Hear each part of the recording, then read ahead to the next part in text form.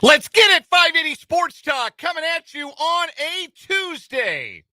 Our first show of the week coming out of a long weekend. Thanks for being with us on 580 WIBW, FM 104.9, online at 580WIBW.com, and on our video stream on YouTube. Our channel is 580 Sports Talk on Facebook. Our page is WIBW News.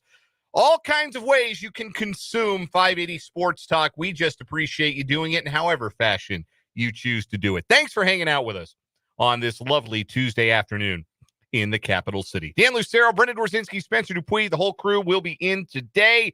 Lots to talk about from the sports weekend that was and looking ahead to the week that will be. We are 2 more sleeps from the start of the NFL season. The Chiefs and the Ravens kicking things off at Arrowhead Stadium on Thursday. We will go through some over-unders for the Chiefs and the rest of the AFC West a little bit later on in the show. And we'll welcome in our NFL insider, Matt Verderame from Sports Illustrated. He will join us at the bottom of this hour. Matt usually joins us Mondays, gracious enough to move to Tuesday this week with no show yesterday. So we'll get Matt's thoughts on the eve of the NFL season for 2024. Also talk some college football. K-State opened their season with a convincing win, although the first half could have been a little more convincing for people's tastes. You want to talk about sleeps. They were sleepwalking through that first half. And like you knew that at some point, if they wanted to hit the gas, they were going to be fine. Sure didn't look like they wanted to in the first 30 minutes, though. It was pretty obvious that they had a game plan that was more about let's not take any unnecessary risks or hits and keep our powder dry for Tulane. And sometimes when that's your offensive game plan, you can get a little bit complacent. I don't think that's intentional on the part of a coaching staff, but I do think that there are games. And look, Kansas State was far from the only team to look a little bit sleepy coming out of hibernation for week one. Hello, Oregon, just to use one example. But in the second half, you could tell that they woke up, and they did so in a dominant fashion. We'll have some more thoughts on that win and the rest of what happened on week one of the college football season, including more than a few performances by Big 12 teams that might have had us readjusting what we might think these teams are capable of, both in good ways and in bad. It was an interesting week in the Big 12 conference, but it was also a winning week largely in the Big 12, and that's what's most important. Really quickly, because you brought them up, and I'm going to use this as a moment to further my agenda. I told y'all about Dylan Gabriel. Told y'all, check down merchant. You want to? I'm going to give you a little something here. We thought Bo Nix was a check down merchant. Nope, that wasn't even the prototype for the check down merchant. Dylan Gabriel. Oh, everybody going deep. Dump, dink, dunk, dump off. That's all he does. All he does. Y'all been fooled. Y'all been fooled by passer efficiency metrics for too long. He's a check down merchant. 400 yards against Idaho. You got 24 points. Big freaking whoop. I was right. There were some players. If I'm proven wrong, do not play this again. There were some players who confirmed our priors, and then some players who did not because their offensive coordinators may have confirmed some priors. Andy Koldenicki, hello to Happy Valley.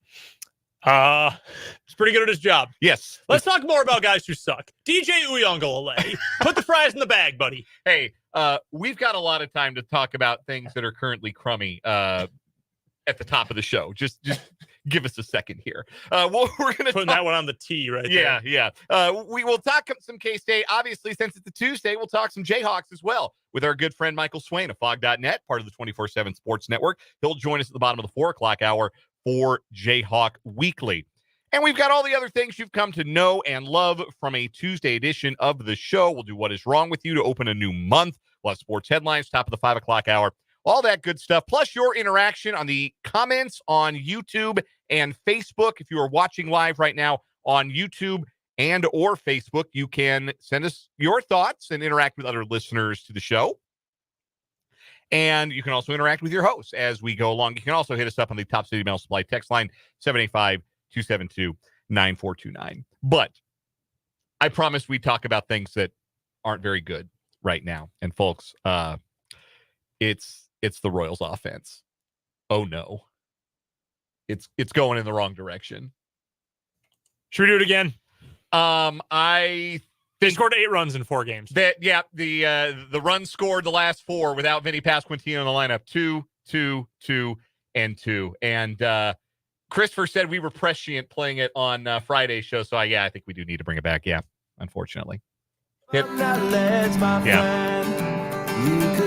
cut ties with all the lies that you've been living in. Yeah. And if you do not want to see me again, I would understand. I tell you what, I don't want to see this offense again. Christopher in the YouTube comments. There are a lot of people on window sills and ledges right now about the Royals. Don't ask me how I saw them. Not a great weekend. This is the low point, the low ebb of this 2024 season that has otherwise been a magic carpet ride for the Kansas City Royals. They are now losers of 6 in a row after yesterday's 4-2 loss in game 1 of their 3-game home series against the Cleveland Guardians. And that number 2, again, they are stuck on it. Since Vinny Pasquantino has been out of the lineup, the Royals in their last 4 games have managed exactly 2 runs per game. 2 in a Friday night loss, 2 in a Saturday night loss, 2 in a Sunday afternoon loss, all of those in Houston, and 2 yesterday in the 4-2 loss to Cleveland. Now, look, they have run into some very good starting pitching. That is certainly one way to look at this. But I thought that yesterday, and I have a connection to the Cleveland organization. I was talking some ball with with someone I know who follows the Guardians very closely. And he agreed with my assessment on this. Yesterday was the first time I thought the body language matched the output of the offense. That looks like a group right now that is tighter than a drum. And there is never a good time to have a 6-game losing streak.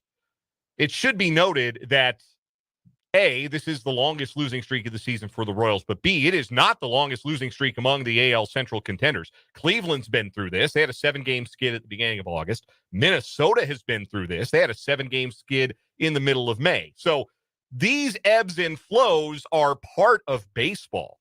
This is just a really inopportune time to be going through it as August turns to September and the stakes get higher. And, oh, yes, you can also draw a clean through line from the loss of a 3-hole hitter and RBI leader to the offense taking a dump and dying over the last 4 games. That's what makes this feel real bad, not just from a fan perspective, from an observer's perspective, but I think it has affected the players. I do think that the Royals are kind of struggling right now with the fact that they are struggling like this for the first time all season. I mean, Vinny's, even beyond the baseball player part of him, which is really dang good, Vinny's like the coolest hang in the whole team, isn't he? Like, guys like Vinny. Yeah. He is, that there is more to just a baseball player than the baseball part of it. Go ask Milton Bradley, probably an above average Major League Baseball player who everyone hated. Terrible guy. Like, you need to have those good vibe guys in the clubhouse. And I'm not just talking like the Muniori Kawasaki's of the world who like aren't actually good players, but are just like there for comic relief. Like, Vinny brings the total package to you in terms of good ball player with the good vibes thing. And you lose a guy like that, and you know that this guy you've been in the foxhole with all year is not going to play with you for, let's be frank, in all likelihood, he is done playing baseball for 2024. Like, the odds of the Royals making the World Series already, not great. Even if they are able to somehow get there, there's not even a guarantee Vinny would be healthy and ready to go by that point. It's, in all likelihood, it's over. The regular season's over for Vinny Pasquantino. That hurts. And when you are especially a young team in a lot of ways, not entirely, but a young team, and a team that is already dependent on a small number of guys, oh, shoot, that guy who picked up the slack for me a bunch isn't there anymore. Oh, shoot, that guy who's protecting me in the lineup, he's not there anymore. That is significant for this group. It's significant for Matt Quattrero, who we've had.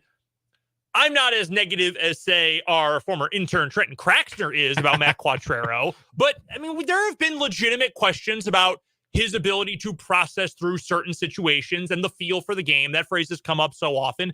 This is a new challenge for him. Your 3 stalwarts all season, save for a couple of nicks and bruises here and there, Bobby Witt Jr. at short hitting second, Vinny Pasquantino at first hitting third, Salvador Perez either catching, playing first, or DHing, hitting fourth. You have had that damn near every game all year except for the rare Salvi off day. Like, that has been, even when the great starting pitching has slumped, when the bullpen's gone through bad periods, even when you had to play way too much Hampson and Frazier, etc., those three have been there. And that's a Q thing. That's a rest of the staff thing. That's an entire team thing. All of a sudden, and this is not a knock on Paul DeJong. I love what Paul DeJong has brought to the table for this Royals team since being acquired at the deadline. But all of a sudden, like, hey, Paul DeJong, you are hitting third. Like, that's different. And it's pressure on him. It's pressure on the rest of the guys. And I hope this is temporary. I hope this is a thing that a team that has proven to be very resilient is able to overcome. But you just spent, frankly, 5 months, better part of 5 months, with this same core 2 through 4. That suddenly changes when the games mean more than anything, and you're in the midst of this gauntlet of a schedule. That hurts. There's a mental and physical part of that that's really hard for a team to overcome, especially in the short term. I want to go back to a question Paul asked here in the YouTube comments, watching us live on the YouTube channel 580 Sports Talk, asking if the dog days have maybe caught up to Kansas City. Maybe a little bit. I think an acknowledgement of that was the fact that Bobby Witt Jr. DH'd yesterday, that the Royals have been trying to find a day to get him off his feet, give him what they call a half day off, where you hit but you don't play the field. I think there's some of that. I think there's some of, like you mentioned, moving guys up in the lineup, asking for more from guys who haven't had to give more all year, who have performed well in the complementary roles that this offense lets you play when Bobby and Vinny and Salvi are all going great guns. But now Michael Massey's hitting leadoff or cleanup. And now Paul DeJong's in the heart of the order. And those are, complementary guys now being asked to go from understudy to star of the show, on the marquee. And that is a lot to ask. It's a lot to ask at this time of the year when the pressure rises, which is new for most of these guys. And it's a lot to ask against, let's not forget, the guys they're playing against, they get paid and they practice too. They have run into some really good starting pitching. Gavin Williams was awesome yesterday. I thought maybe the Royals had him on the hook early. He settled in. He pitched great. The guys from Houston have been dynamite for really the last 4 months and all pitched extremely well over the weekend too. And it all adds up to this being a funk at a bad time for a funk. Now, we can also shift to the good news here, which is that Detroit and Boston have done the opposite of taking advantage of this. They lost, both of them did last night. The Red Sox lost to New York against the Mets. Detroit lost to, who did they lose? They got shut out. Padres. Yeah, San Diego. So tough spot in the schedule for those guys. So the lead for a playoff spot for the Royals is still 4.5 games with 23 games left. You would still, even right now today, in the midst of this season-long losing streak, you would much rather be the Kansas City Royals than the chasing pack right now. The Royals are still in a good spot. And right now they feel like, if you've ever played a round of golf, and this analogy is fresh in my head because I played a round of golf yesterday. If you've ever played a round of golf and you just cannot get a putt to fall, you're burning the edges of the cup. You cannot get a par putt to go to save your life. And so you can't score and you're getting frustrated. You just have to see one go in, to the point where even when your playing partner gives you that like 1 footer for bogey, says, yeah, that's good, let's keep it moving, you go stand over it, take a practice swing, go through your routine, and then just knock it in because you need to see one go in. It's like shooting hoops, playing pickup basketball, and you make a layup. You gotta see one go in. This Royals team needs to see one go in. They need to find a way to grind out a win, whether that's a 3-2 nail biter where the bullpen has to get 9 high-pressure outs behind a good Brady Singer start tonight, or whether it's an offensive eruption and they end up beating somebody like 9-2. They get a laugher to feel good about themselves. They just need one to pull themselves out of this funk. It's not going to come easy tonight. Tanner Bybee is Cleveland's best starting pitcher, but I will also add this real quick, that the Royals have not sat on their hands in this stretch. This all happened over the weekend while we were not doing shows, but the Royals had 48 hours to replace their 3-hole hitter and their leading RBI guy. And you're just not realistically going to find the perfect solution to that problem. It's not going to happen. But again, just like at the trade deadline, where I felt like J.J. Piccolo did the most with what he had available, I think he did that again at the waiver deadline. Adding a guy like Tommy Pham, adding a lefty killer like Robbie Grossman, and adding a veteran first baseman in Yuli Gurriel, who's been in the postseason, played deep into October many times with the champion. Astros. Yep, has the rings to prove it. I think that was outstanding GM work by J.J. Piccolo, as good as you're going to do. Agreed. You can't say that this team looked at what they had on hand and said, no, this is good enough. Nick Lofton is going to be fine. Tyler Gentry is going to be great. Adam Frazier is going to be a different hitter in the last 30 days than he was in the first 5 months of the season. No, they looked at it and said, no, our offense has to get better. We cannot replace Vinny, but we can recreate him in the aggregate, right? We talked about this. And they've added guys who, particularly Pham and Grossman, this applies to, but Gurriel as well, guys who will give you a professional at bat, grind down opposing starting pitcher, and hopefully at least replace the on-base aspect that Vinny Pasquantino brought at his best. Ability to just be on base when somebody gets a hit and runner with runners in scoring position, which I assume will happen again someday for the Royals. Maybe. It has largely stopped happening in the last week. Two quick things before we get to a break here. One, because I think this is very important for one of the analogies you made, and Clayton asks on YouTube, where did you play and how did you shoot? Village Greens and no comment. Okay, don't feel quite as good about the analogy now, but that's fine. No, I never got to see the putt go in, but I am not as good at golf as the Royals are at baseball. Fair. The other thing too, and not to split hairs too much, but I think it is important to note, you made the comparison. It's like the understudy having to take over for the starting role. I think the difference is this is more like a bit part taking over a starting role. Like this is your guy who's playing Mercutio has to play Romeo now. Like if you had like if you were the Orioles. I was Friar Lawrence, by the way, in the 7th grade performance of Romeo and Juliet. I was one of the Friars. Nice. Yeah. I believe I was Tybalt in 7th grade. Like if you're the Orioles and you've got 19 dudes who are all 6'2" with long blonde hair, who are the future of your team, you can just say, well, let's bring up Horton Huzama and he's going to play center field possibly for the next 10 years. Like that's your understudy comparison. And you say, hey, look, you're going in, from the frying pan into the fire, but this is the opportunity. This is what we want you to do. Let's see how it works. Royals don't have a player like that. You're asking a guy who's been a nice piece, DeYoung or Massey, nice piece, guy who's had some success. Suddenly, we're beyond, you need to give us a competitive at bat and have some success. You need to be the guy at this point, and that's really tough. And I think that's why they went out and added a guy like Tommy Pham, Agreed. Who I believe is now the guy in that clubhouse most likely to give the Raul Ibanez speech. The famed Ibanez speech that he gave the 2014 Royals, which basically boiled down to, you guys are better than this. Let's go play like it. And then they did, and they won the pennant. I'm sure if Tommy Pham gave the speech, it might be a little more colorful than just that. Some words I can't repeat on the radio, but they did. Like they needed a bit of red ass. Yeah. Like I've been saying that for a long time, and Pham gives them that. He made an instant impact, had 2 hits in his debut game with the Royals. Gurriel drove in a run, then he tweaked his hamstring. That wasn't great. Hopefully he's back in the lineup sooner rather than later. But I mean, that's what happens when you take a 40-year-old who hasn't played a big league game all year and ask him to play in the pennant race, right? Yeah. Like there are no perfect solutions here. If a player is available on August 30th, they're not a perfect player. But there are things that those guys do well and bring to the table and can hopefully ease some of the pressure on especially the younger guys who don't have the October experience of the 3 new ones. What's up, fam?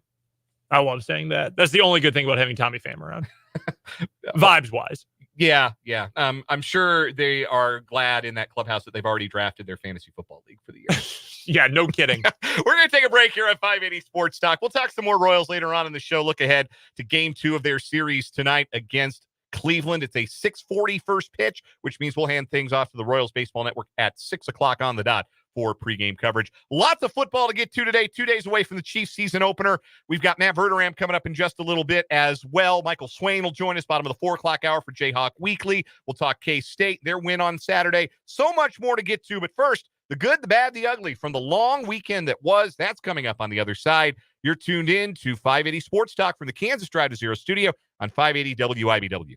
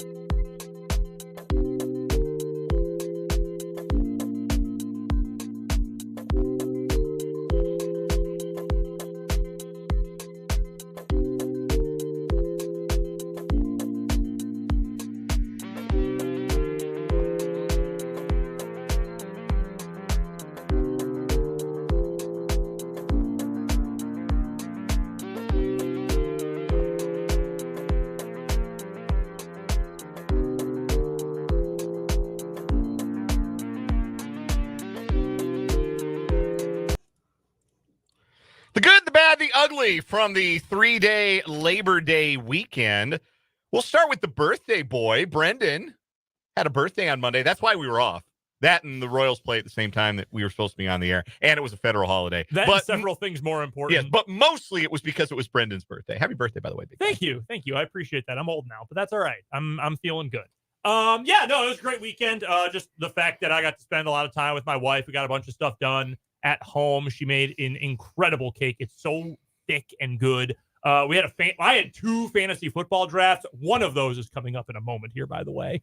But no, it was a lovely weekend. Great weather outside. Went for a walk a couple of times. It was just great to be home, get to spend time with my wife. Awesome. Love that. Spencer, what was your good? College football is back. Yeah. So where my girlfriend moved here, she had 2 TVs. I had 1 TV. She had a big TV, so that big TV's in our living room. Okay. And then we put one of the TVs on our dresser, and then we had an extra TV. So nice. You know what we did? We put 2 TVs on the dresser. Gotta do it. Spent the afternoon watching football in bed. Gotta do it. So that was great. Marshall played. That's part of my ugly here. Okay. The broadcast was just ugly. The broadcast quality was very bad. I put it on Twitter and people were texting me, so I probably shouldn't have put it on Twitter. But yeah, that was my ugly. Okay. My good for the weekend is I bought some new golf clubs. Went to Kansas City with my wife and in-laws, and went golf club shopping with my father-in-law, who knows a little something about golf. He's been coaching high school golf at Jeff West for many, many years, and picked out a set of TaylorMade Sim 2 irons that I'm very happy to have. It was about time. I've had my old irons about a decade, so it's about time to freshen up for somebody who plays as often as I do, which isn't super often. And love my new clubs. My bad is that I didn't play particularly well with them. You gotta break them in. You gotta break them in yesterday. No, I do have to break them in. I have to get my distances right. That was the problem.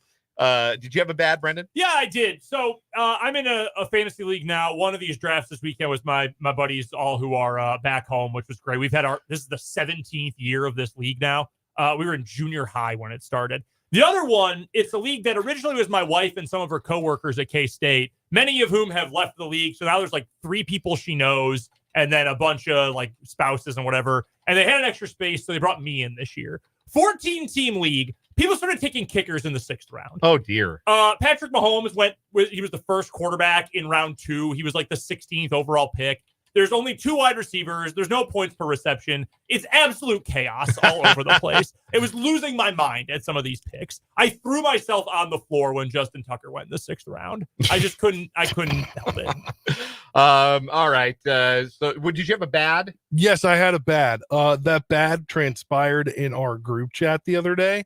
When I was asking for recommendations, and my hatred for Dallas just literally gave me away from taking a stat stuffer on my fantasy draft. I didn't even think that Dak Prescott's a regular season cat. Like, all he does is score points in the regular season. Yeah, sometimes you got to swallow that pride. So, yeah, I missed out on drafting Dak Prescott because of my Cowboys hatred, and I probably just lost a bunch of points. Well, your ugly was the quality of the Marshall broadcast. And the feedback that I got from people at Marshall. Oh, dear. That made it bad.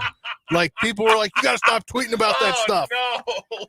Yeah. Oh, yeah. You got to be careful, man. The internet's forever. Do you have an ugly, Brendan? I did have an ugly. Florida State University. Holy smokes. Y'all suck.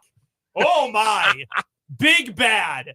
4 first-round pick defensive linemen, huh? Maybe in the UFL draft, buddy. Whoa. 280 some odd rushing yards to Boston College? DJ Uyunglele sucks. He is awful. He's like, Jonathan Smith must be an unbelievable coach. Man, there was one rep. They were driving. I don't know if it was 2nd or 3rd down. Drop back, clean pocket. He's got a guy running a corner out to the end zone. All the time in the world. Threw it into the 2nd row. Buddy, it is time to pack it up. Think about baseball. The Dodgers are interested. They drafted you. Think about picking up the old horsehide. Think about selling cars, bro. It's over. How bad is the backup? My ugly was that I was very excited getting home after the K-State game to enjoy some Big 12 after dark with the Arizona and Arizona State games. The Arizona State game was a blowout. The Arizona game was compelling into about early fourth quarter, but apparently I'm washed because I was miserable the next day. I cannot stay up until 2:00 to watch Big 12 football. I can't do it. My body rejected it like a bad virus. I really hope K-State and KU don't have any 8 p.m., 9 p.m. kickoffs this season. By the way, we could spend our entire college football segment in the 5 o'clock hour talking about Teteroa McMillan. Oh my God. Yeah, that dude is a problemo. They had like 12 total completions and he had 8 of them or some crazy number. He looked like prime Randy Moss. Like, yeah. it was ridiculous. How about the 17-year-old for Alabama?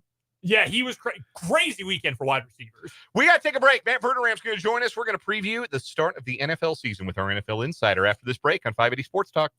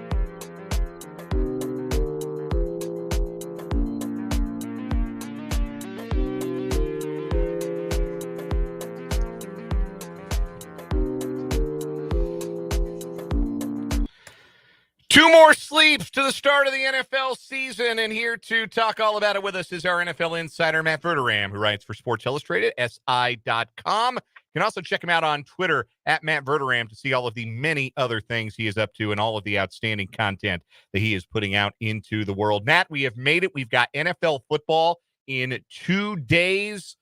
Outside of the Chiefs seeking a three-peat, what to you is the most interesting thing about this NFL season upcoming? The thing you are most interested to see unfold?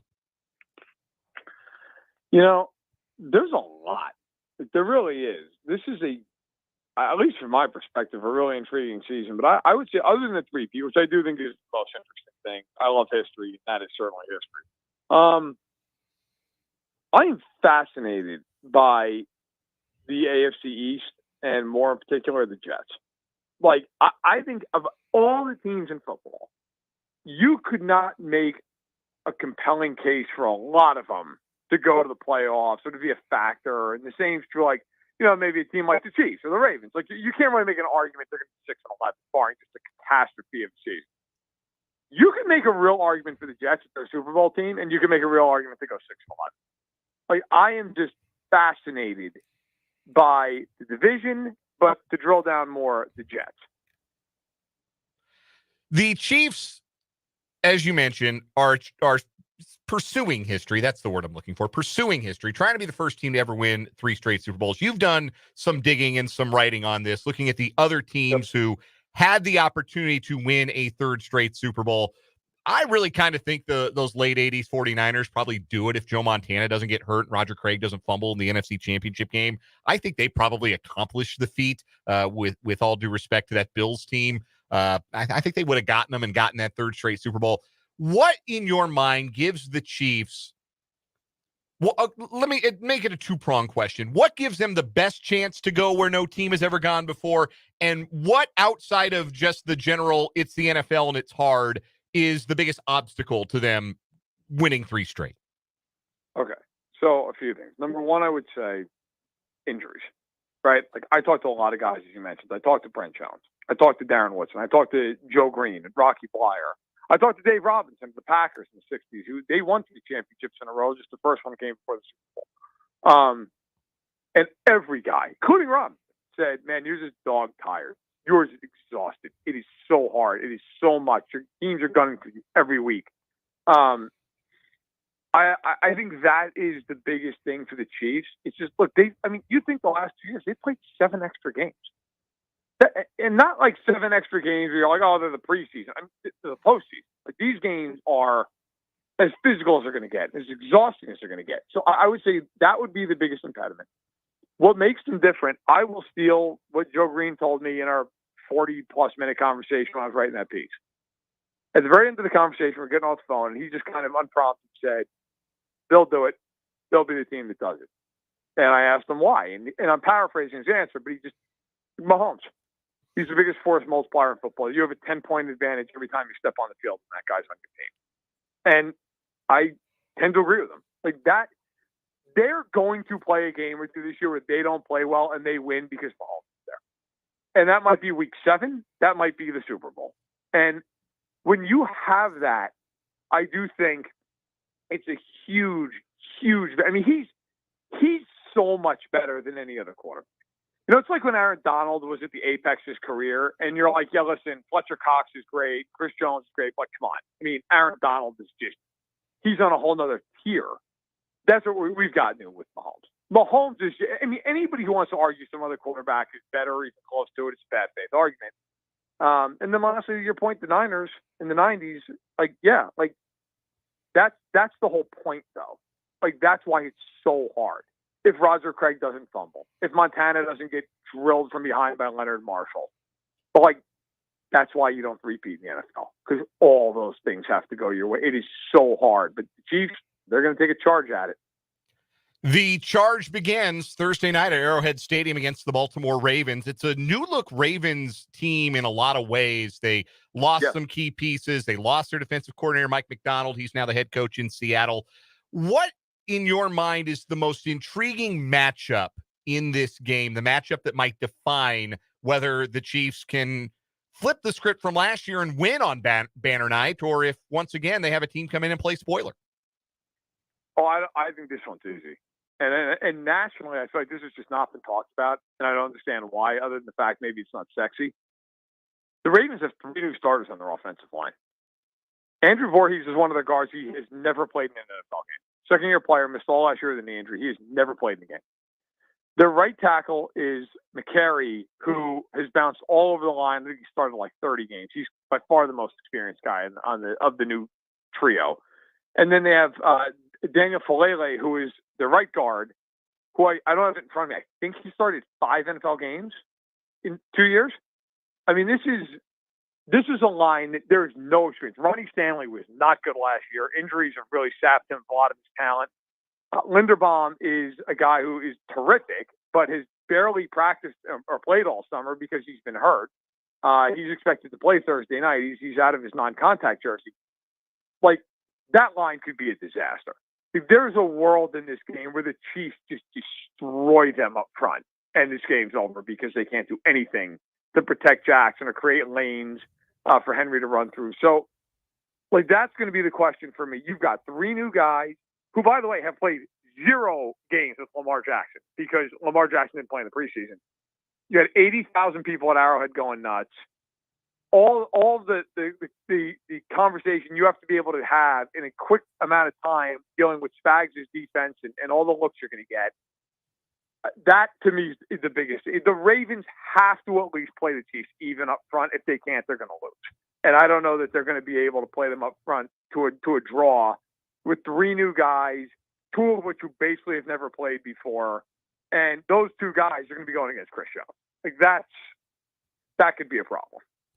Matt Verderame joining us on 580 Sports Talk, as he does usually on Mondays, but due to the holiday, he was kind enough to be flexible and join us today instead. You can find Matt's work at Sports Illustrated and SI.com, on That Football Show at the KC Sports Network, and on the Matt Verderame Show on Patreon. Matt joining us via the Fleming Place Wine and Spirits Hotline.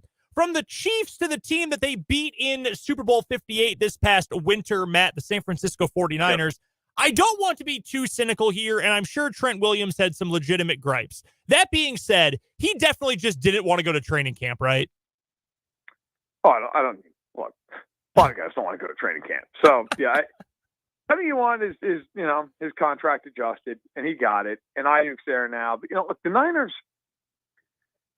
I got to be honest, just from an analyst standpoint, I feel like the Niners are really kind of backing themselves in the corner here long term. I'm with everything you. They're doing. Like, they feel like when you remember, when you're like high school or college and your buddy has Madden and doesn't understand how the cap works and just keeps signing everybody, and then like you get 3 years into the franchise mode, and all of a sudden he's like, "Man, I'm capped. Like, I don't know what to do," because you're getting rid of everyone because at that point you're so far like leveraged out. I kind of feel like that's what the Niners have done. Like, I got to be honest. If I was John Lynch, I just would have told Trent Williams, like, listen, man, you're first ballot Hall of Fame. I love you to death. We're not paying you. 36 years old. You're just not getting more money. Christian McCaffrey. I wouldn't have given Christian McCaffrey a ton more money. Christian McCaffrey's fantastic. He's also hurt a lot. They've got $30 million now a year into Ayuk, which I'm not saying he's not worth it based on the market value. He probably is. That's also a lot of money to give a guy who's never made a Pro Bowl. I mean, it's just, at some point here, like, I actually thought the smart move for them was to trade Debo or Ayuk. Now maybe they'll do that, although Debo's, at this juncture, I don't know how much value they could get back for him, unless he goes out this year and he's just fantastic. But you got to pay Purdy. You would imagine they've got to pay Hufanga at some point. Like, it's just, the Niners have really, they're all into the hilt, and I respect teams that go all in, but they've done it in a way where you almost wonder, are they over-leveraged at this point? Which contract situation in the AFC is more dire for the team involved? Hassan Reddick holding out and just going AWOL from the Jets, or Jamar Chase still holding in and at this point maybe not even playing week 1 for the Bengals? Oh, I think it's Chase. I don't think it's close. Look, the Jets, while the Reddick thing is a train wreck, they can still be really good defensively. Like, they still have Jermaine Johnson, and they'll get some pressure. You get Quentin Williams side. They'll be okay. The Chase thing is a disaster for Cincinnati if this goes well into the season. Because, look, week 1, they play New England at home. They're going to beat New England no matter what. If they don't, it's a complete catastrophe. But week 2, they're at Arrowhead. And if I'm Jamar Chase, I'm going, oh, I'm not going to play in that game. Like, you want to see what it looks like without me? You want to taste the nightmare? Here you go. I'm not going to play in this game. And I know a lot of people, I keep seeing on Twitter, and I'm not talking about just like random people, like reputable people who have been like, well, it's going to get figured out at some point. Is it? Because Mike Brown is not exactly somebody who's just opening up the wallet left and right. Like, if you look at his history, other than for quarterbacks, he does not pay people. And I am old enough to remember when Carson Palmer wanted out of Cincinnati about 15 years ago. And he was told no. And he retired. And Mike Brown was like, that's nice, retire. I'm not getting rid of you. I don't care. And the only reason he got traded was because the Raiders with Al Davis came in. It made a ridiculous offer, and the Bengals were like, all right, fine. But I really think, like, and I'll be on, I guess I'll be in the minority with this. I don't think he's playing in week 2 in Kansas City. I don't. I think I do not think the Bengals are going to pay him. And I think he's going to miss week 1 and they're going to win. And I think Chase is going to go, okay, well, I'm going to make my point in week 2. I think that's where this whole thing's headed. Who, Matt, is your hipster team going into this year? Doesn't have to be a team who you think is a contender or maybe even a playoff team, but the team that you're telling everyone who will listen, like, listen to me, guys, this team is going to be fun or they're going to be better than you expect. I'm on with Arizona. That might be the worst defense in the league, but I think they might have a really fun offense, so they'll at least be watchable. Who's your hipster team for 2024? By the way, I saw Arizona when they were practicing with the Colts, and I think you're right on both counts. Yes! They're going to score a lot of points. My God, are they going to give up a lot of points? That game in Buffalo, like, there's a world where we're all going, oh, my God, it's 38-38 in the third quarter. Like that could absolutely break out this weekend in Buffalo. I would not be surprised if that happens. But I'll actually go with the team I saw him practicing against that day, the Colts. Shane Steichen's a real offensive mind. He's a stud. He's fantastic. I mean, you talk to people in the league, and people are like, Steichen, man, that guy, he's brilliant. And like, I've had the pleasure of talking to Shane Steichen a handful of times. He is everything you want in a head coach. Players love him. He's really smart. But, like, there are a lot of smart guys in the NFL. He has the innate ability to make it relatable and understandable for a guy who's in his 10th year and a guy who's a rookie. I love Pittman. I think Jonathan Taylor is going to have a really nice year for him. I'm a big Josh Downs fan. A.D. Mitchell, Adonai Mitchell coming out of Texas, second-round pick. He has been tearing up camp. Everybody in Indianapolis loves him. The line's really good. Now, kind of like the Cardinals, their secondary scares the hell out of me. But I think Latu, he's my pick for Defensive Rookie of the Year.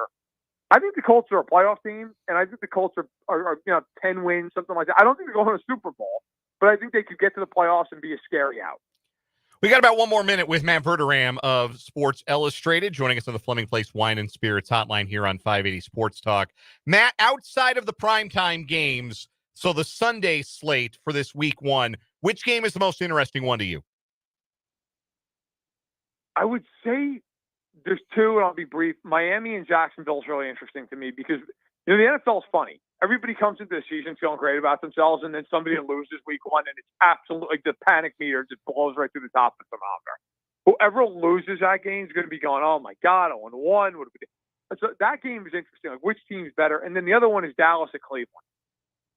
Cleveland, are we ever going to see Deshaun Watson play better, or is he just not good anymore? And then Dallas has had such a weird offseason. I feel like whoever loses that game is going to be sitting there going, oh, boy, like this might not be great. So I think those are the 2 games I'm really focused on. And lastly, who plays in the conference championship games? Who wins them? And who's your Super Bowl champion? I will take Kansas City over Houston in the AFC title game. I'm just to the point I'm not betting against Mahomes ever. And in the NFC, give me the Lions over I'll say San Francisco. I'll say it's a rematch, but this time it's Detroit. And I'll take the Chiefs to do it. I think they're the best team in football. I think if they're healthy, they're going to win it again. Matt Verderame joins us throughout the year to talk all things NFL. Check him out, si.com, and also find him on Twitter at Matt Verderame. Always a pleasure, Matt. Enjoy week 1. You too, guys. Take care. That is Matt Verderame. We got to take a quick break, come back, wrap up hour number 1 of 580 Sports Talk on this Tuesday from the Kansas Drive to Zero studio.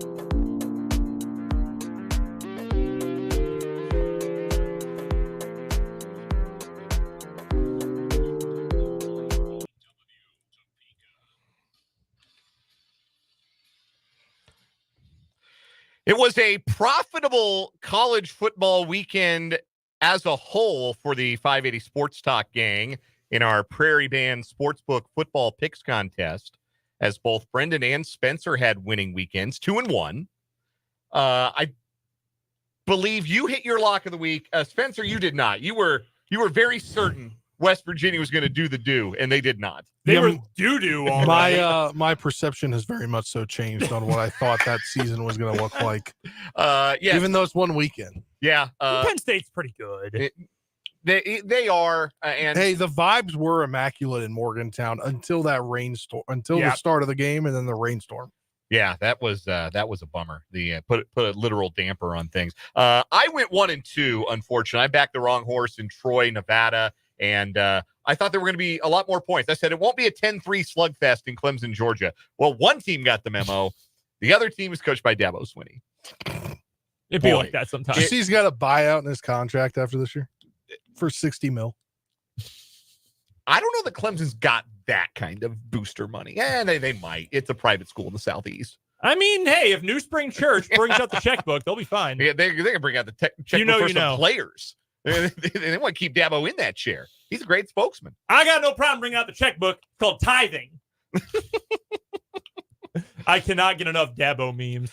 So 5-4 all told, but it is Brendan and Spencer with a 1-game lead in our Prairie Band Sportsbook football picks. Remember to join their NFL Survivor pool. It's free, and you can win up to $25,000. Go to prairieband.chalklinegames.com/games/survivor. We're talking Chiefs over-unders, talking to Michael Swain for Jayhawk Weekly coming up in the 4 o'clock hour, 580 Sports Talk.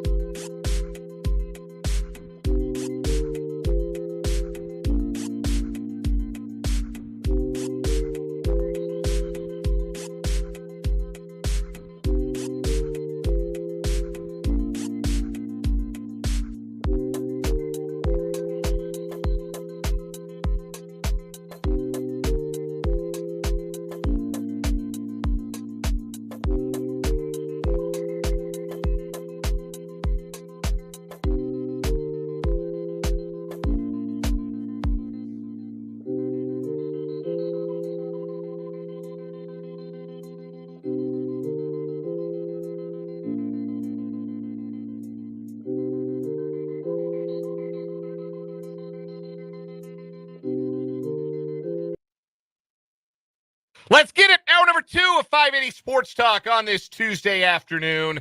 Thanks so much for being with us here on 580 WIBW, FM 104.9, online at 580WIBW.com, and in living color on the video stream. You can find us on Facebook, WIBW News, and on our YouTube channel, 580 Sports Talk. Now would be a great time to subscribe to the YouTube channel since football season has begun. The instant reaction videos are back. Whenever we're at a game for KU or K-State, you're going to get an instant reaction video after the fact that you can watch live or watch later on. We're also going to do our Chiefs instant reactions after every Chiefs game. You're going to be able to catch those on the YouTube page as well. We'll roll one out Thursday night following the Chiefs-Ravens opener. So I know the answer, at least for this week, because I watched your videos.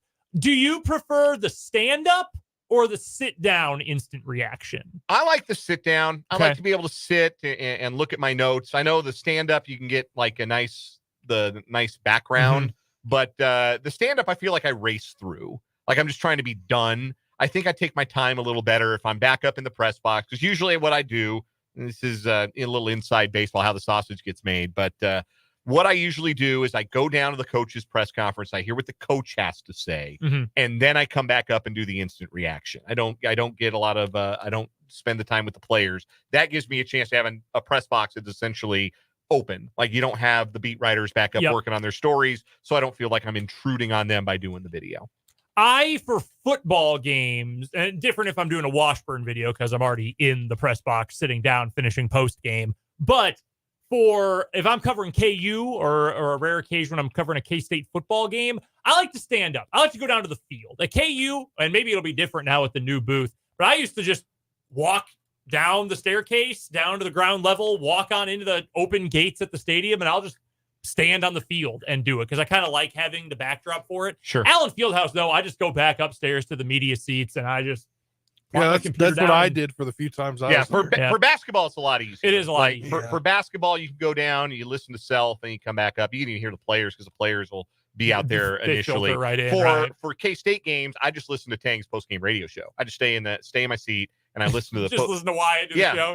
Listen to what Tang has to tell Wyatt. And you get good backdrops too. And again, this is very inside baseball for media people here, but like at Allen Field, I mean, you see more seats now at Fieldhouse. At K-State, I guess I haven't been to a game since they rearranged the seats at Bramlett. Yeah, you haven't been. It used to be down on the floor. It was on the floor. Now it's in the media row. Okay, so it's the media section. More similar than to Allen Fieldhouse now. The important question Tyler asks in the YouTube live chat: are we going to do instant reactions with aviators on?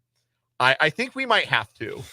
I mean, I don't own aviators. I own a pair of sunglasses. Get over to the Five Below, big dog. That's what I'm going to do. When are we getting 580 Sports Talk aviators? Still in the works. I would love to get branded ones. No, they're such a good look, dude. They're so cool. Yeah. I can't wait to take flack from my girlfriend on Thursday night. No, she's gonna what say, in the world Spencer? are you wearing sunglasses You look great. for? You look cool as hell. Those glasses are cool as hell. And Olivier, if you're listening, they're going to look cool as hell. For those who don't know what we're talking about, I said, what are the instant reaction videos? Like I said, now's a great time to subscribe to the YouTube channel, 580 Sports Talk. We do reaction videos when we're at a KU or K-State game. You get them right after the game. You get them right after a Chiefs game. We go live on YouTube. We go live on Facebook. We react to the game. We take your comments. We talk about the game with you guys and gals who are watching along and in the YouTube chat, just like if you're in the YouTube chat for the live show. It's a funky good time. You should subscribe again to the YouTube channel today, 580 Sports Talk. Occasionally we run into another team's fan base that is really overzealous, either because they're mad or because they're just like, or because friendliest. more often it's because their team won. Like the Chiefs instant reactions we have done that have received the most traffic were games that the Chiefs lost. The 2021 AFC Championship game against the Bengals, yes, for a long time was our most watched video on the YouTube. Yeah. Because Bengals fans were nasty. Yes. They're like, hey, you loser idiots, you dumb Chiefs fans. Like, bro, I'm not a Chiefs fan. I'm just reporting the news, bro. We are media members, sir. Yeah. They were extremely rude. And they didn't know how to act because that's the biggest game they've ever won in the history of their franchise. And they haven't won nearly as big since. They just didn't know how to act. The other two that have gotten the most, you and I in Des Moines, when KU lost to Arkansas, Arky fans at first were fired up. And then as we actually were like, yeah, Arkansas played really well. Like Jordan Walsh, nastiest player in the world. Devo Davis, incredible. They were like, oh, yeah, no, you're right. We're pig. Thanks, guys. Yeah, you guys are ball knowers. WPS. my opinion, and I never really had a strong opinion on BYU fans, period. When they beat out KU at Allen Fieldhouse this year, we got a ton of people to watch on the YouTube, and all the BYU fans were, shucks, you guys, what a great environment. It's such a cool thing to be part of this league now. Y'all are so welcoming. We're just happy we got to compete. Can't believe we got to win. Can't wait to see you guys in Kansas City. Like, wow, this is the friendliest fan base I've ever come across. A lot easier My to be. opinion on BYU fans, they're at the top of the chart in the Big 12. They were so nice. Yeah. They're like, wow, you gave really good insight. Thank you. Easier to be nice when you come back with double digits and win where nobody wins. That freaking kid. Oh my, what was that dude's name who just could not miss? Flopping around like a goldfish. Not Jackson Robinson. It was one of the the other kid. The Waterman? Yeah. And Trevin Nail. Waterman. Yeah. Oh Yeah. my God. Yeah, that was a frustrating night. Yeah, BYU fans, you're cool with me. Yeah. Shout out. Frustrating night for KU fans. Great night for social media interaction. You can also hit us up on the Top Email Supply text line during today's show, 785-272-9429. Still to come today, we got the first What Is Wrong With You of September. We've got Michael Swain coming up bottom of this hour for Jayhawk Weekly. We got some sports headlines. We're going to talk plenty of college football after week one as well. But we're going to get going with some Chiefs preview content because they play a football game in 2 days.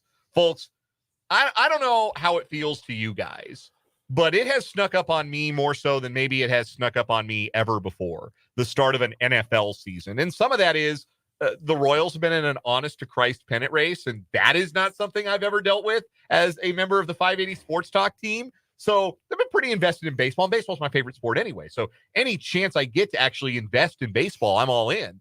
But we've been talking Royals and so into the Royals and so excited about the start of the football seasons for KU and K-State because both are in the top 25. And then it's like, no, the NFL starts this week. I think also the fact that the Chiefs start on Thursday, we haven't, and we were off yesterday, and Sunday was a weekend, and super that short week. their media availability like was Sunday and yesterday. Yeah. And we That's weren't, true. we didn't air any audio. We didn't have anything from those two things. And I woke up today and I'm like, it's Tuesday already. And the NFL season begins in 2 days when the Chiefs play.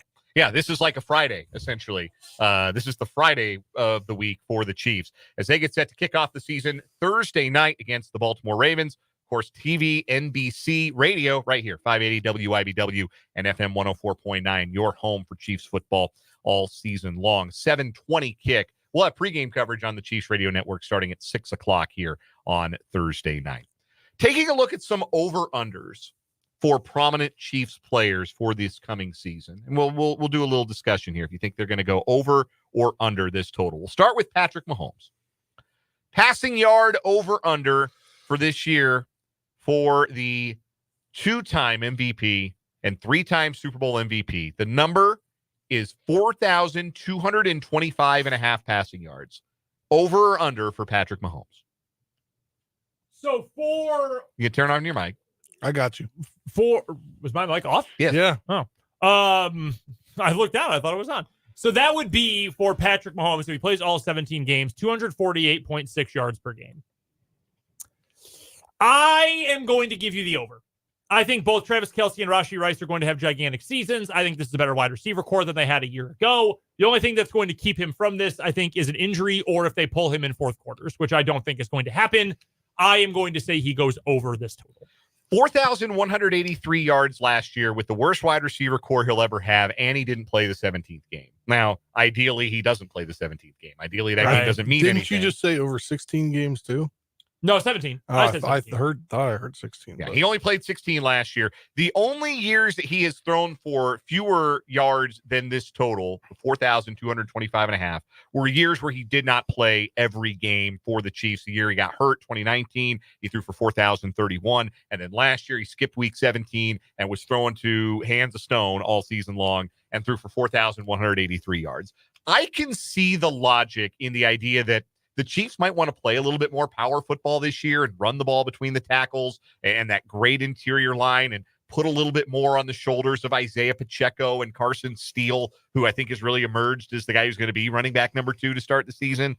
But nah, man, Mahomes is still Mahomes. And Andy Reid is not going to take the ball out of the hands of Patrick Mahomes to the point where he doesn't throw for 42,000 25 yards. I think this is a really easy over, provided, of course, good health. I think this is a really easy over for Mahomes. Yeah, I'm taking the easy over. Touchdown passes for Patrick Mahomes. The over-under is 32.5. 27 last year. The only seasons he did not go over this number were, again, 2019, when he had the knee that didn't look like a knee and missed 2 games, and last year when he was throwing to blind men. Wow. I'm going to go over on the touchdown passes. Again, I think just having more good weapons is going to be valuable. I think the Chiefs are going to run a lot of 4 tight end passing concept stuff on the goal line, or at least 3 tight end. I'm going to go over here. And again, I mean, to get to 33 touchdown passes, you need under 2 per game.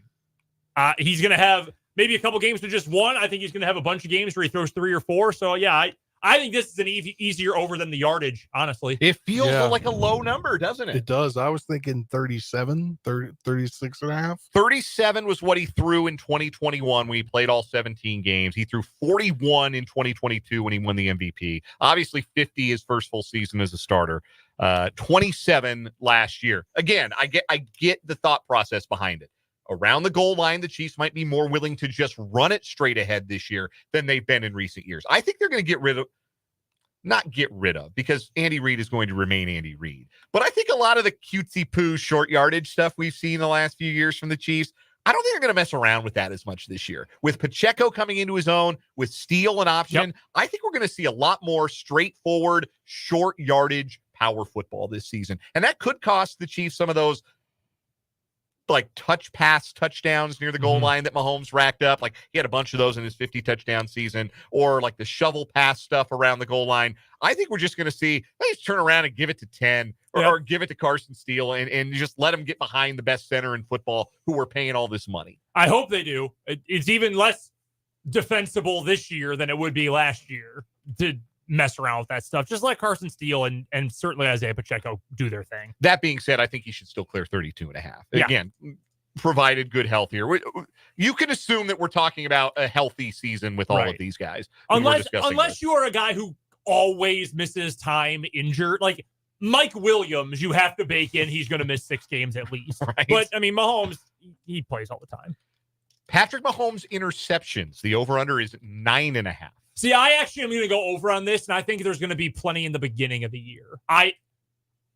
When you get a new toy, what do you want to do with it? You want to sit in the box? No, you want to bring it out. You want to have the little Evel Knievel stunt bike thing jump over your toy dump truck and your dog or whatever. Like, you want to bring it out. You want to try it out. Sometimes you do dumb stuff with it. You have Evel Knievel jump into the Kansas River or something. Like, you want to try the deep stuff with Xavier Worthy and with Hollywood Brown and Justin Watson, too, because that's his specialty as well, even if it's less special than those other guys. So I think the Chiefs are going to try to push it a little bit more. I think with how much better I believe the offense will be overall, you can take more risks, more calculated, of course, but I think you can take more risks as well. You're willing to push the ball a little bit more. So I'm going to go over here. Mahomes has actually gone over 12 or more interceptions in each of the last 3 years. Yeah.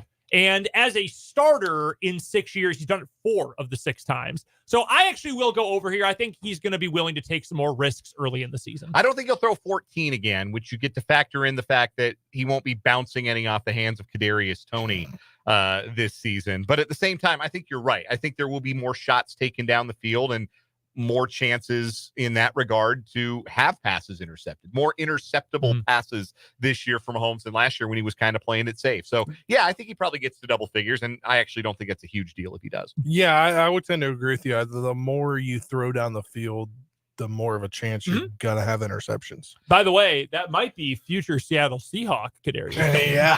He's on a visit in Seattle today.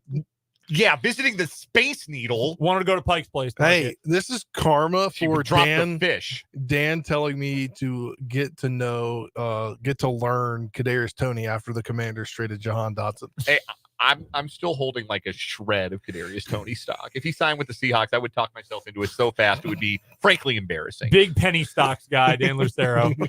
I still have a lot of Rashard Penny stock too, or did before he retired. I'm a very easy sell.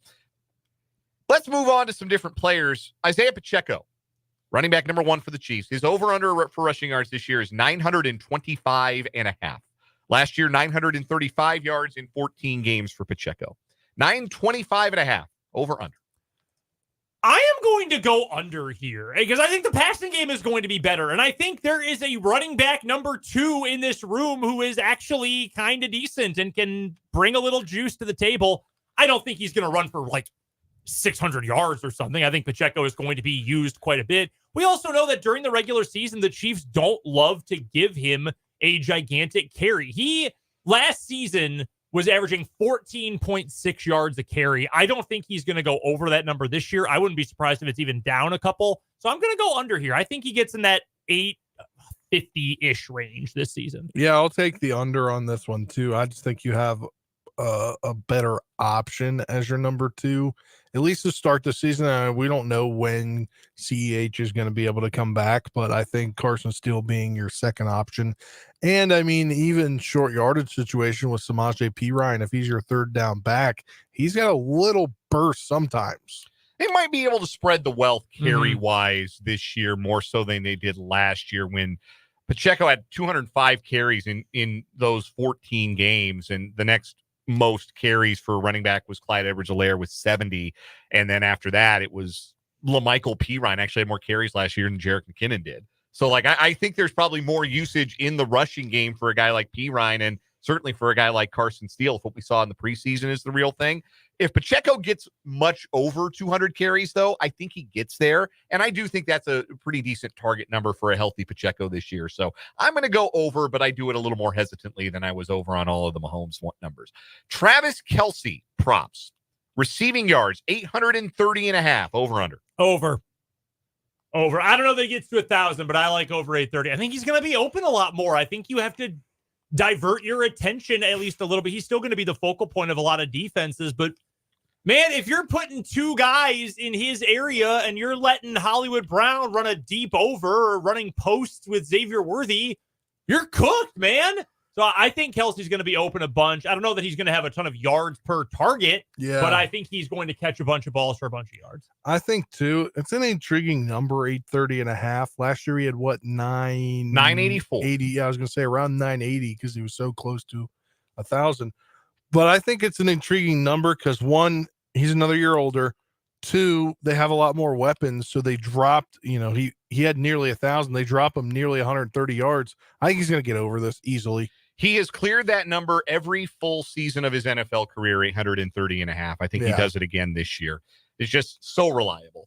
How about receptions for Kelce? Over under 79.5. It's a hard one. If you're on the over on his yards, you probably would want to be on the over for his receptions. He averaged 10.5 yards per reception last year, which was a career low. So if you think he's getting over 830 receiving yards, you probably think he's catching over 80 balls. Yeah, no, that's fair. For his career, average about 12.5 yards a catch. That's probably right about on. I'll go with over. I think that logic matches. I'll take the over. Chris Jones sacks. Over under is 10.75. We got to get rid of half sacks, man. Sometimes I think they make a lot of sense. Chris Jones had exactly 10.5 last year, so he's right on the under for that number last season. He played one less game. With one fewer game played, yes. I'll go under. He's done it back-to-back years. He's done it 3 times in his career. He's been really healthy the last 2 seasons, which has been great. It's just so hard to do for a defensive tackle. And I think there's going to be a lot of attention on him this year. Yeah, I think he's going to see more double teams this year than he's ever seen. I agree. And I think that's a function of what we kind of talked about, especially early part of the season, the lack of depth at defensive end. Now, Chris Jones can wreck a double team, and he's still going to make plays. He's still going to be real impactful, but I think that could keep the sack number down. Yep. I'm going under there, but I still think he could get to double figures. That wouldn't surprise me in the least. All right, real quick, let's run through. We have a texter on the Top City Metal Supply text line from the 785 who said, as someone who bet on Isaiah Pacheco over 1,000 yards, I hope you are all brutally wrong. Totally fair. Yeah. Absolutely fair. It would not be the first time that we all said something and ended up being wrong about it. Patrick Peterson will be a Chief any day now. It wouldn't be the second time either. Let's just say that. All right, let's real quick run through the win totals for the AFC West teams. The Chiefs over-under for wins is 11.5. I believe we kind of touched on this last week. Yep. They should get to the over. Any season in which Patrick Mahomes is healthy and is not throwing to people who had their hands amputated at birth, they should honestly win 12, 13 games as a matter of course. So I am on the over for Chiefs wins. I think they win 13. I think we're all taking the over. Easy over for me. The Broncos, their total is 5.5. You know the thing about the Bronco roster? It's not just that they don't have much top-end talent. What position is above average? Name me a position on their roster that is above average. If you wanted to argue offensive line, I would listen to it. That's my first thought is maybe the cornerback room just because they have Surtain, who's elite. And the McLaughlin or McMillan. McMillan, yes. McLaughlin's the running back. McLaughlin's the running back, yeah. Yeah, if you wanted to argue it, okay, fair. Like, that roster is just so paltry bad. 5.5 is so low. I don't know that they'll be the worst team in the league, but damn, man, you got to have some kind of blue chip talent. So I'll go under. Yeah, I'll take the under. I'm going over. I think they win 6. I think that as long as Bo Nix can do the point and shoot Sean Payton offense stuff, they won't be a disaster on offense. And if they're not a disaster on offense, that should be enough to get them to 6 wins. They might be really bad on defense, though. That's the thing. They might be as bad as they were last year, or maybe worse. And they were 29th in the league in total defense last year. The Raiders, 6.5 wins, over under. Here's the problem with the Raiders. If they had a league average quarterback, I think that might be a playoff team. Yes. Like, I'm picking Max Crosby to win Defensive Player of the Year. Spoiler for our NFL predictions later this week. I think he's going to win Defensive Player of the Year. Christian Wilkins is a huge ad. I like their linebackers. Don't love their secondary. They've got a really good 1-2 punch at receiver. I love the potential of the tight end room. Running back is fine. Like, do you trust Gardner Minshew with Luke Getsy as his play caller? Nope. Because I don't. I'm going to go over because I think they have too much talent, but I don't like it. I am going to take the under, and I was watching receivers the other day with Devontae Adams, and he's going to do the same thing that he did last year. He's going to be very grumpy. Yes. Yeah, I'm taking the under too. I think the Raiders finish last in the division. I'll say that. I think they finish worse than Denver does. So I think they have a better roster than Denver does. They do, but I don't believe in Antonio Pierce. I need to see more than just the associate, what is the substitute teacher? Yeah. I need to see more than the substitute teacher effect with Antonio Pierce. Lastly, the Chargers, 8.5 wins. Under, they have too many holes, but I wouldn't want to play them. Yeah, I'm on the under here. They seem to me like a team that might go into the last week 8-8. Like, yeah. My prediction is they're not going to win that many games, but you're going to watch them and say, this is like a different sport than what Brandon Staley was coaching. Like, I think they are going to clearly be better. They're going to have an identity, which is a big deal. Yeah, that offensive line looks like it might be freakish. And I mean that in a good way for them. Spencer, you going under? Yeah. Oh, he's going under? All right. Everybody's under on the Chargers. We'll take a quick break. We got Michael Swain coming up in just a little bit for Jayhawk Weekly. But first, it's our first round of What is Wrong with You for September. Coming up after this from the Kansas Drive to Zero studio on 580 Sports Talk.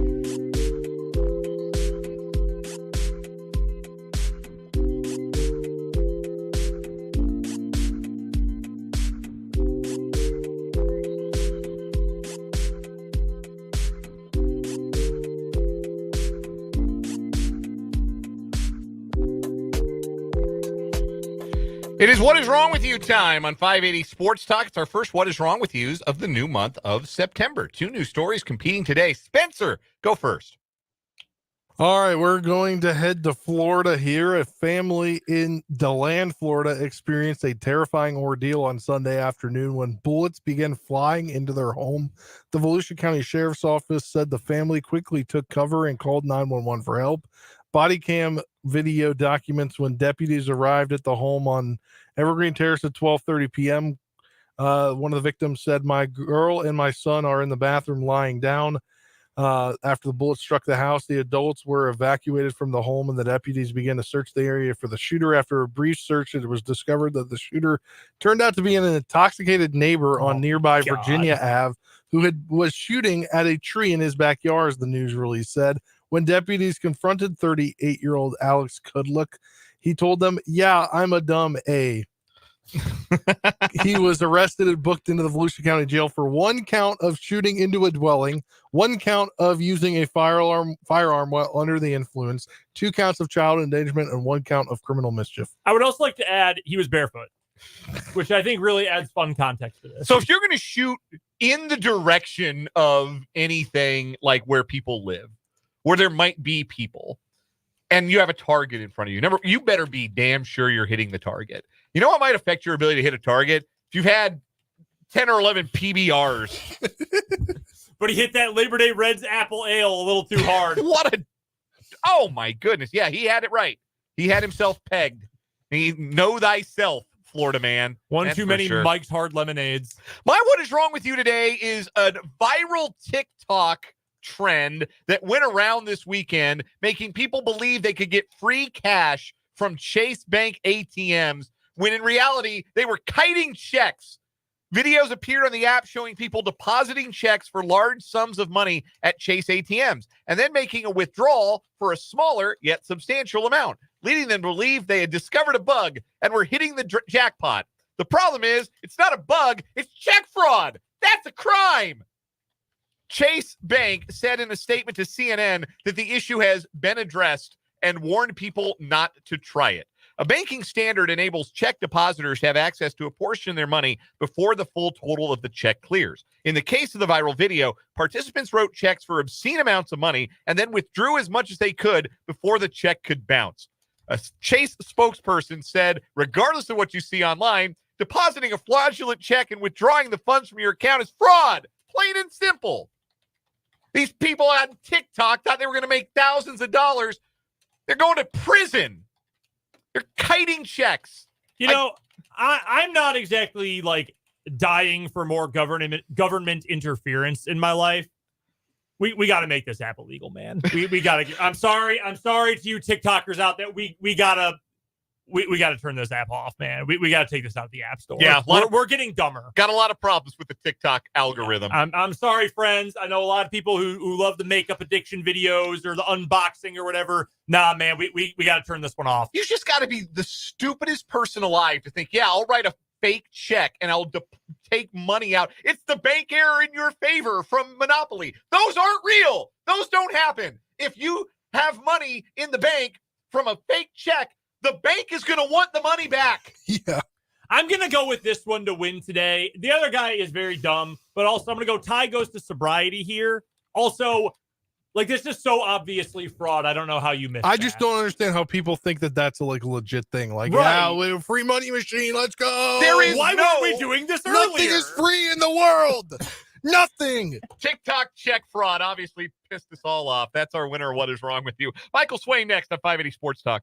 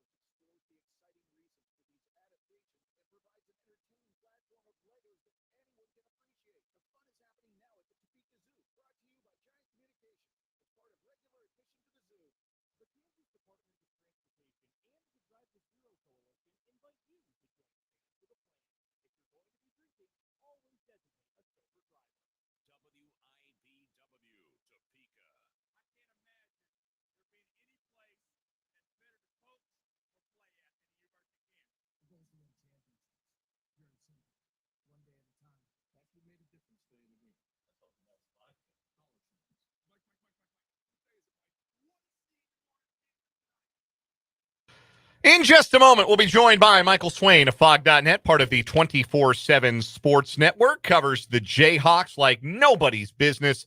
You want to check him out today. You want to get a VIP subscription to 24/7 Sports and Fog.net. Follow him on Twitter, too, at mswain247. Michael, first question. How did you enjoy covering a football game at Children's Mercy Park on Thursday?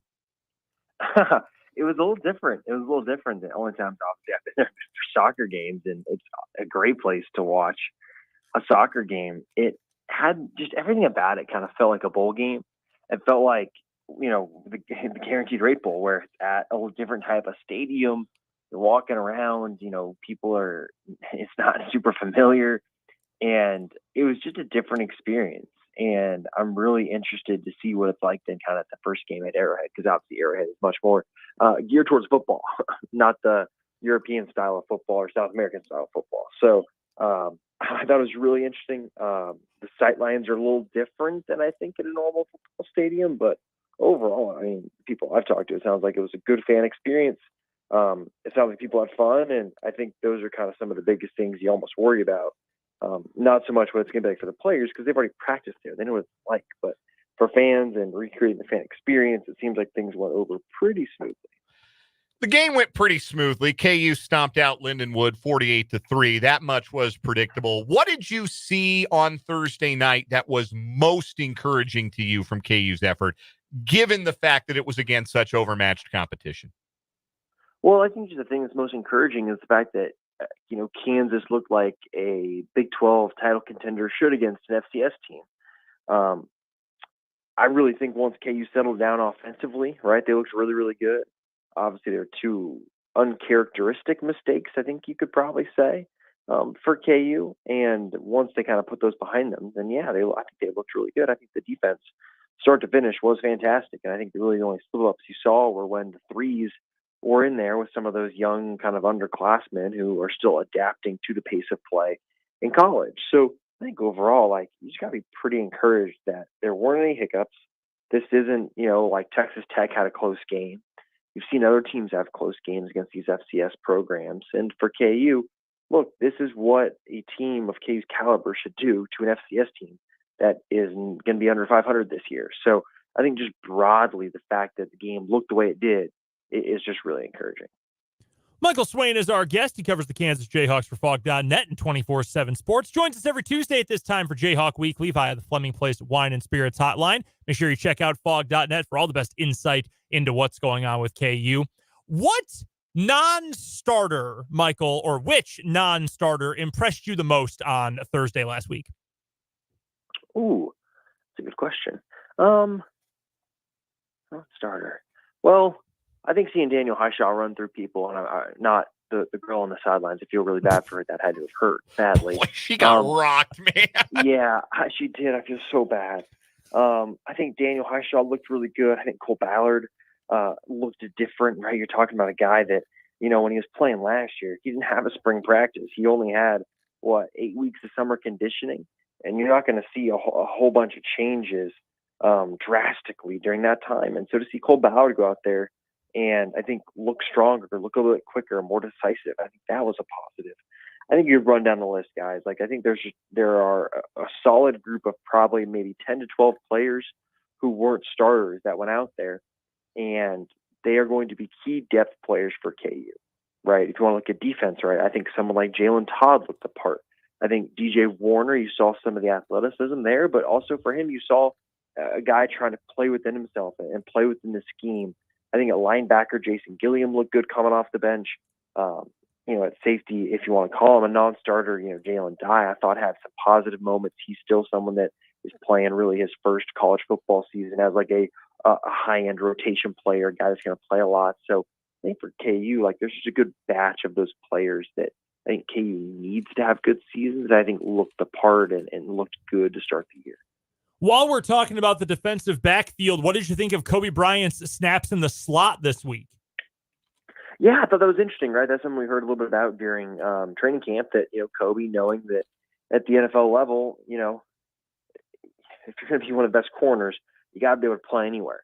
And we really haven't seen him play that slot corner position. And the fact that on third downs, KU moved him there was really interesting. And obviously, Demarius McGee moved to the outside. It gives me some vibes of using Jeremy Robinson as a defensive tackle last year, where you saw it a little bit in non-conference play, and then kind of once the bulk of conference play came, you really didn't see it a lot. I'll be really fascinated in kind of 3-4 weeks if KU is still using Kobe Bryant there. If they are, cool. That's awesome and really interesting. If not, it's good that he at least got some game experience early in the season at that spot. I know you asked about the running backs to Lance Leipold earlier this week, and Sevian Morrison. He obviously had a good game last week. We know what Devin Neal did. He's just untouchable. You already mentioned Daniel Highshaw. I thought that the freshman played really well, too. You throw in Johnny Thompson, you throw in Harry Stewart, guys who I know have a lot of hype and a lot of promise in this program.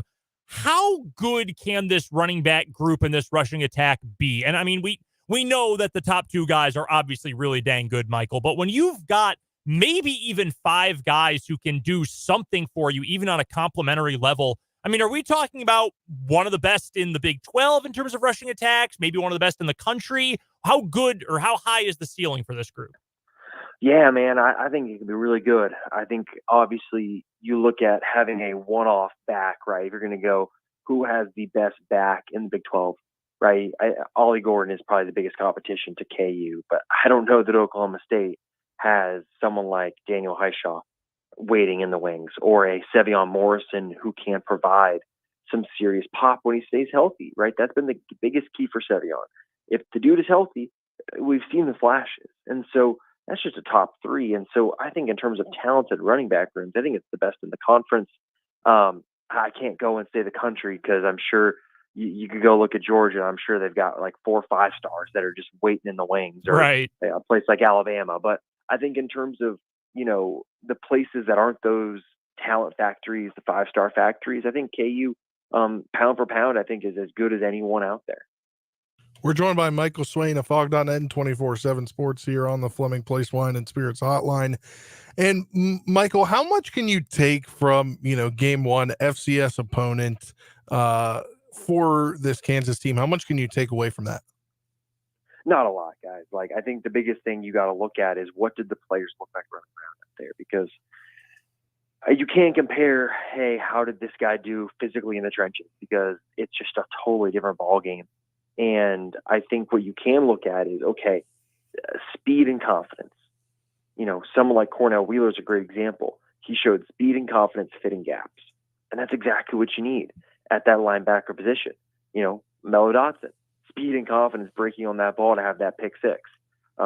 You can't read into, I guess, the physical levels of some of these guys because it's different. And so you have to look at something like that. And I think for KU, they showed a lot in that regard. And I think that is a very encouraging thing. The fact that, again, like I said at the top, like KU looked like a Big 12 title contender should against a bad FCS team.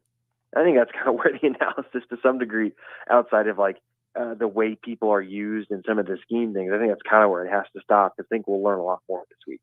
Switching over to hoops momentarily here, Darren Peterson, one of the top players in the class of 2025, has made his list down to 4 teams, and that includes Kansas. How much of a realistic chance is it that he's going to wind up at Kansas?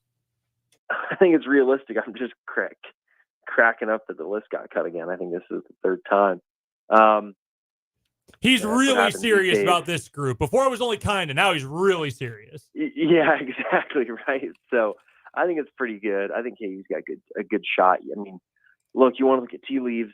Was at an Adidas high school at Huntington Prep. Now is at an Adidas high school in Prolific Prep, and also as a high school Preps Adidas deal. Very good working relationship with Adidas. It is interesting to look at that other list, and it's 3 Nike schools. So, you can draw your own conclusions there. So yeah, I think KU's got a good shot. Now this is one that's going to take some time, and we'll have to see what happens. Right, high profile recruitment these days are like free agency. Guys go to the highest bidder with semi decent fit. So I think KU has to have a competitive offer. I have no reason to believe they won't. And so for that reason, I think KU is going to have as good a shot as anyone to get him. Michael Swain of Fog.net, part of the 24/7 Sports Network, is our guest, joining us on the Fleming Place Wine and Spirits Hotline for Jayhawk Weekly, as he does every Tuesday at this time here on 580 Sports Talk. Again, follow Michael on Twitter at mswain247 and read his work at Fog.net. All right, it's a trip to Champaign for the Jayhawks this Saturday as they take on Illinois, the return game from KU's 11-point win at the booth last season. How is this Illinois team more equipped or differently equipped to challenge Kansas here coming up this Saturday? Yeah, so I think the Illinois secondary, right, you look last year, I mean, it was just guys getting open all the time. We could talk about the lack of speed, right, that Illinois had in kind of their linebacker group and really in the front seven.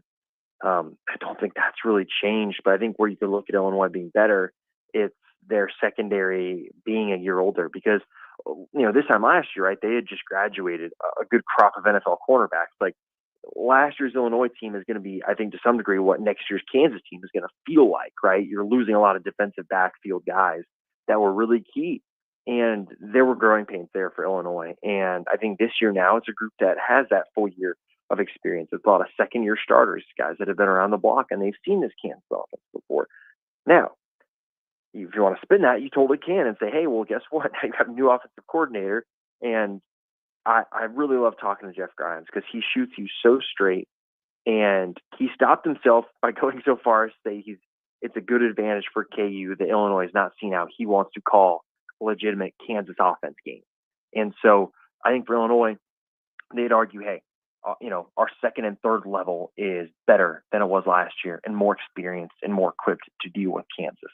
I think on the other side, Kansas could say, well, your athletes are still not as fast as our athletes, but we will try to exploit them. On the other side, I think this Illinois offense is going to be better. Luke Altmaier is in his second year as a starter. I've talked to a couple of people at Illinois, and they've talked about the buzz coming out of camp on him is that he's been much improved and that he's taken another step forward. And for Illinois now, I mean, they've just gotten some new receivers through the portal. Like, they did a lot of really good work, I think, tooling this offense to have some better guys. Now it's just a question of, hey, can your new offensive line protect the quarterback, and can said quarterback make good decisions for 4 quarters? That's going to be the big test. So I think this is an Illinois team that maybe offensively can pose some more questions to KU defensively, while I think KU's offense can still pose a lot of questions to Illinois' defense, and I'm not sure they'll be able to answer. Should note that Zy Chrysler, who played right tackle for Illinois last year, who Austin Booker just abused for a full 60 minutes, still starting for Illinois, although he's a guard now. Real quick, Michael, before we let you go, we've talked a lot about Cornell Wheeler in the last couple of weeks. He was great against Lindenwood. You were hyping him up last week when we were previewing that game. If I were to say he is the biggest X factor in this game because he flies to the ball, he's fast, he's strong, KU's going to have to be good against the run in this contest against Illinois. Do you think that's a fair assertion that he's the biggest X factor on Saturday? I might go with Dean Miller, and that's just because you look at what Illinois has, the running back position, right? Their starting running back is 6'3", 250. And the biggest thing watching him and listening to Brian Boland describe him, he's a one cut and go type of guy. And so what's really important? Well, making sure it's a one gap that guy can cut and go through. And if Dean Miller is ending up on the sideline because he's been driven off the ball 10 yards, that's not a good thing, because then there are 2 gaps for the player to go and hit, and that makes the job for Cornell Wheeler even harder. So I think for KU this week, I think this is the litmus test for Dean Miller. If he's legit and everything about him in camp it becomes true, then KU will be fine, because he'll be able to hold the zone against the tackles, and there'll be one gap for J.B. Brown, Cornell Wheeler, and Marvin Grant to go hit. If this is a situation where Dean Miller is really just more of a pass rush guy, they've got to play every down, there could be some concerns there, because teams are going to look to run the ball against KU on that direction, on that side of the field. So I think for KU, if Dean Miller goes out there, has an A-plus game, shuts down the weak side, man, all of a sudden I'm feeling pretty good about this KU defense to be able to be at a level it was last year, if not a little bit better. Michael Swain, KU beat writer for Fog.net, part of the 24/7 Sports Network, joining us for Jayhawk Weekly. Michael, thanks for the time. We'll do it again next week. Awesome. Sounds great, guys. That is Michael Swain. We will take a quick break, come back, wrap up this 4 o'clock hour, 580 Sports Talk next.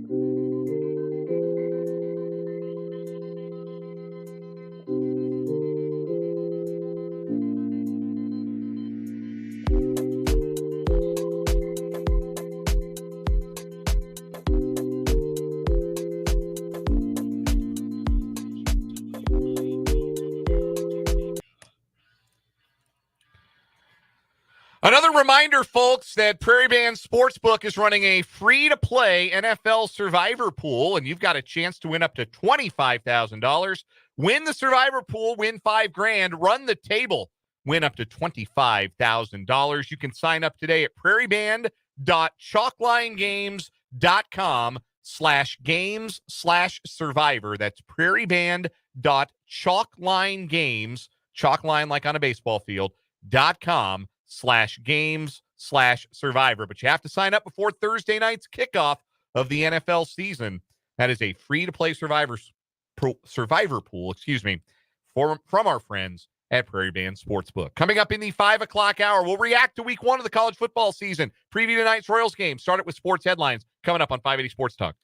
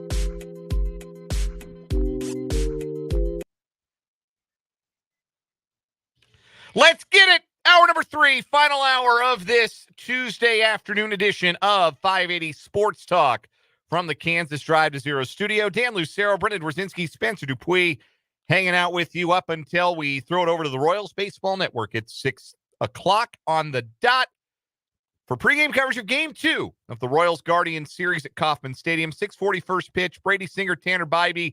Royals trying to snap a 6-game losing skid tonight, a season-long losing streak for the boys in blue. Again, pregame coverage at 6 o'clock. Thanks for joining us on 580 WIBW, FM 104.9, online at 580WIBW.com, and on our video stream, whether you're watching on Facebook, WIBW News, or on our YouTube channel, 580 Sports Talk.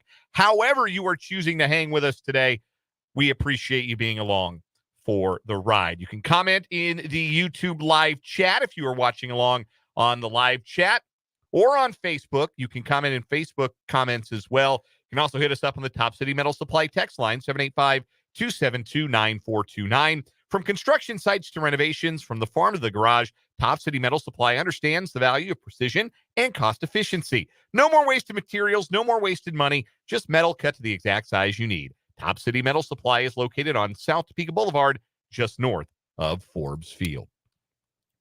Still to come this hour, we're going to talk about college football week 1.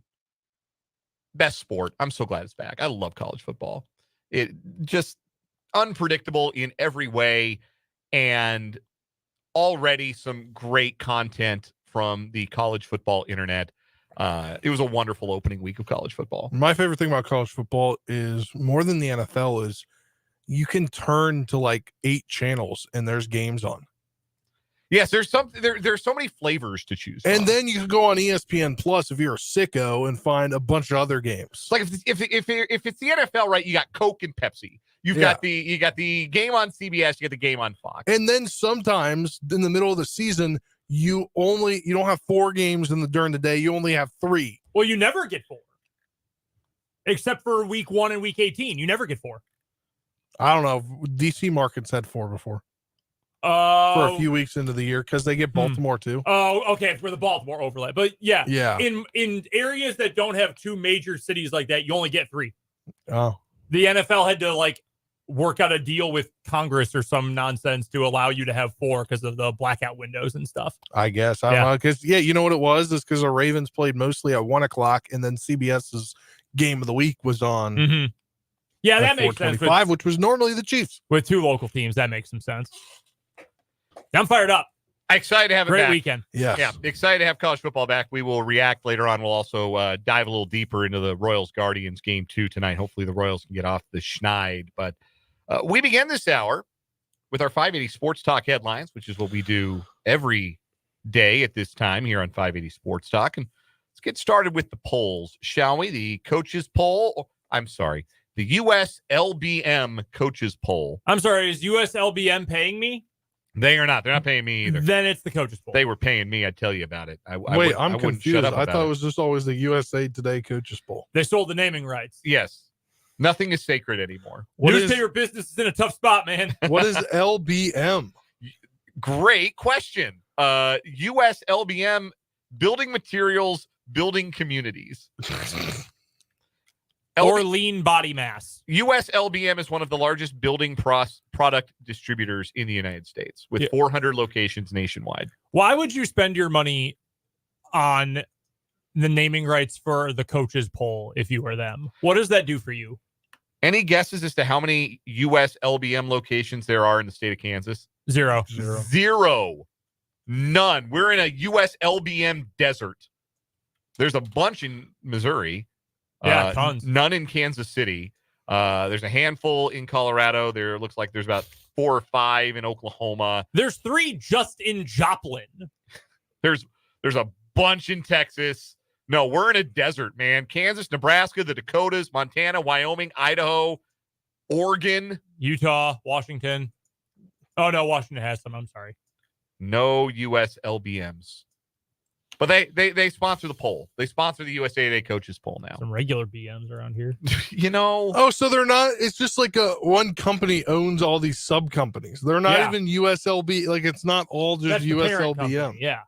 That's wild. That's very dumb. Anyway, hire me to invest your money more wisely. the coaches think Georgia's number one. No surprise there. They stay at the top. 51 of the 55 first place votes belong to the Bulldogs. Ohio State has 3 of the other 4, and they remain number 2. Texas is up a spot to number 3, and they have the other first place vote. Alabama and Ole Miss each go up 1 spot to 4 and 5, respectively. Oregon down 3 after their less than convincing win over Idaho. They are ranked 6th. Notre Dame stays at number 7. Penn State up a spot to number 8. They flip-flop with Michigan, who drops a spot to number 9. Mizzou up a spot into the top 10 at number 10 overall. Utah up 2 spots to 11. Tennessee and Oklahoma each climb 3 spots to 12th and 13th. USC, a big riser, up 9 spots to number 14. Miami up 4 spots to number 15. K-State is up 1 spot. They are 16th in this week's coaches poll. Oklahoma State up a spot to 17. Arizona up 3 spots to 18. LSU drops 7 spots. A big faller this week down to 19. KU up 4 spots after, that Lindenwood win was very convincing. It's true. KU jumps 4 spots to number 20. So they are in the top 20 of the coaches poll. Iowa up 4 spots to 21. Clemson down 8 spots to number 22. North Carolina State dropped a spot to 23rd. Louisville and Washington, new to the poll this week. Louisville up to 24. Washington 25th. Dropping out this week, 20th ranked Texas A&M and 10th ranked Florida State.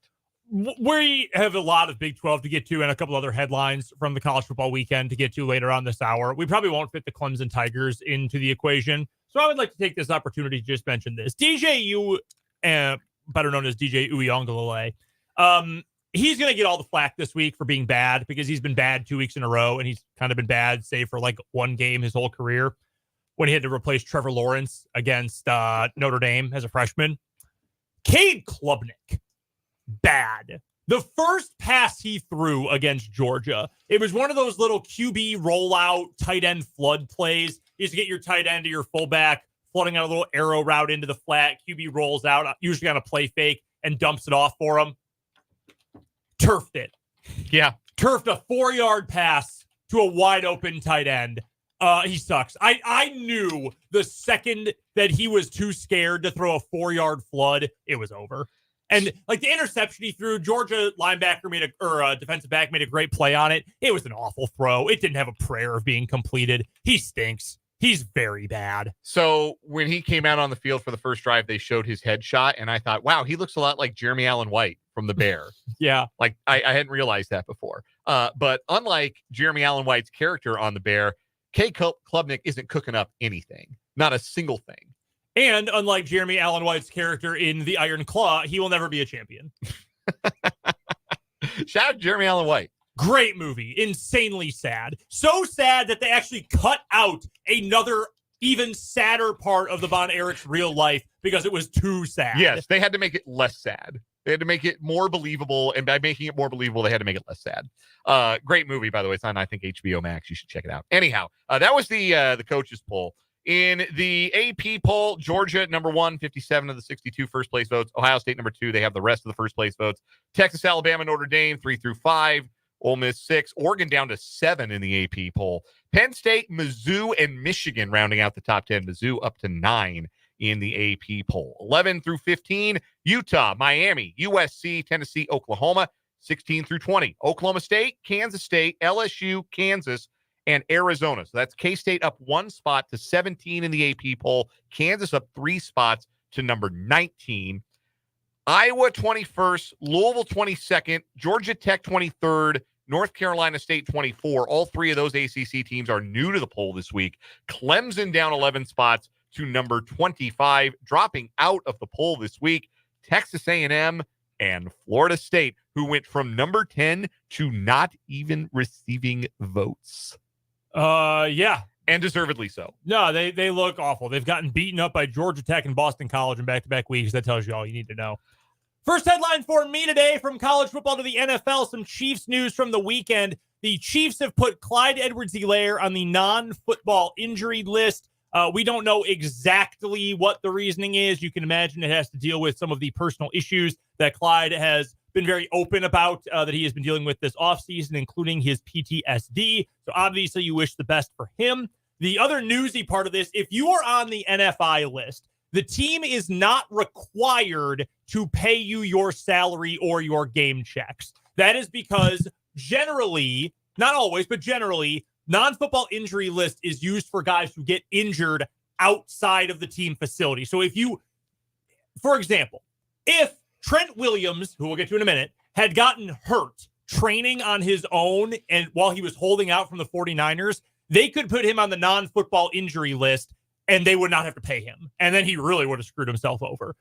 But BJ Thompson, for example, who had his cardiac arrest on the field, not exactly a football injury, just a freak act of God event, you put him on the NFI. Clyde Edwards-Helaire dealing with possibly mental health issues. That's an NFI candidate move. The Chiefs have come out, however, and said they are going to pay him. They are going to pay him his full game checks, and they have also said they are going to do whatever they can to make sure he gets the help he needs and that they can take care of him while he is under contract and while he is with the team. That is the right thing to do for the Chiefs. I am glad they are doing that. I think they are doing right by a guy who, for a while, do you remember, Dan, after Super Bowl 57, it felt like things had really soured because he didn't even show up to the parade. Yeah, he didn't go to the parade. He went to Fashion Week, if I remember correctly, in He Paris. did. He went to Fashion Week. And it was like, okay. And I remember even saying on the show when we found out he wasn't there, I was like, okay, yeah, it's over. Like, whatever, move on. But the dudes like him. The coaching staff like him. He has been a good team player, even if he has not been great on the field. And obviously has been dealing with these other issues. Obviously a great guy for what he did at the parade shooting. I mean, shielding a kid, with bullets flying. I mean, incredible stuff. So I'm glad the Chiefs are doing the right thing and are going to take care of him. That's the report. I'm just going to editorialize here and share an opinion. I would not be shocked if Clyde Edwards-Helaire made it back to the main roster this year, but I would be a little bit surprised. This feels a little bit like kind of a riding off into the sunset move to me. I am projecting. I admit that fully. I am just sharing. This is fully 100% opinion. I would be a little bit surprised if he did play again for the Chiefs, though. Yeah, they seem prepared. Like, Samaje Perine's not a guy you bring in if, like, you had thought, okay, Clyde's our guy, but we're not going to have him for the first 4 weeks. And we got to have somebody like they'd have just promoted from the practice squad. Yeah. They could have promoted Imani Bailey to be that. No, you signed Samaje Perine, given the camp that Carson Steele had, like those are your backs now. Mm-hmm. And I think you're moving forward in the running back room, planning on anyway. Now, things can always change, but it does feel like the plan is Clyde Edwards-Helaire is not very involved on the field this year. And look, it's one thing to say, like, it's easy to say, like, oh, they're doing right by Clyde Edwards-Helaire by paying him his money. Man, he didn't, like, it's not like he went out and got in a car wreck because he was driving 120 on the interstate and broke his leg and can't play. Right. Like, when that kind of stuff happens and teams don't want to pay you, that's kind of understandable, right? Like, right. Yeah, like this is punishment. You did something dumb and you can't play. Yep. So why should we pay you because you got hurt on your own time? If Patrick Mahomes broke the clause in his contract and played basketball and got hurt, like, yeah, sorry, Pat, you ain't getting that money because you screwed up. Yeah, this is not you screwed up. That's why. Yeah, that's why the rule's in place. Yeah. But no, Clyde's been dealing with he has that cyclic vomiting syndrome, which is something I had never heard of until he talked about it openly. Yeah, I'm going to tell you what, man. The phrase cyclic vomiting is so horrific.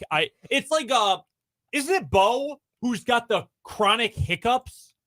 Yes, Bo Jackson. Yeah, he had the hiccups for like the longest time. Horrendous. That sounds hellacious. No, thank you for any reason. So yeah, I hope he's okay. Just on a personal level, I hope he's all right.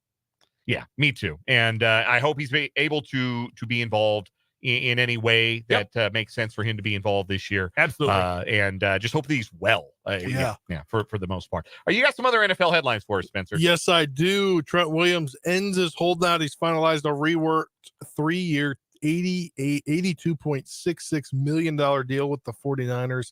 In a subsequent move, the 49ers have restructured the contract of Deebo Samuel, creating $16.4 million in cap space this year. So they needed more money to pay him. Yeah, no, I mean, that's not super surprising. I do wonder what that means for Deebo's contract. That makes it more likely that they have to keep him next year. That's often what those restructures do. Yeah. 3 more years for Trent Williams. Great player. 39, right? That will take him to his age 39 season. Yes, you are correct, because he's going to turn, he already is 36, turned 36 in July. So yeah, he'll be 36, 37, 38. Look, man, he's great. He is a truly great player. Do you know the last time he played a truly full season, every single game of a season? Boy, it's been a long time. Spencer, do you know where you were in 2013? Yeah, I was a sophomore in high school. Yeah, probably watching Trent Williams play for your beloved Washington organization. Yes, that's the last time he played. With RG3 and Kirk Cousins as quarterbacks. There you go. There you go. That's how long ago it was. And he's played 15, 14. He's played either 14 or 15 4 straight years. So it's not like he's missing half a season. But he has not exactly been like the paragon of health either. No. And 3 straight All-Pros. He's been a Pro Bowler every single year since 2012, which is actually incredible. Even, Pro Bowl, whatever. But you make that many, that's a pretty big deal. I don't know, man.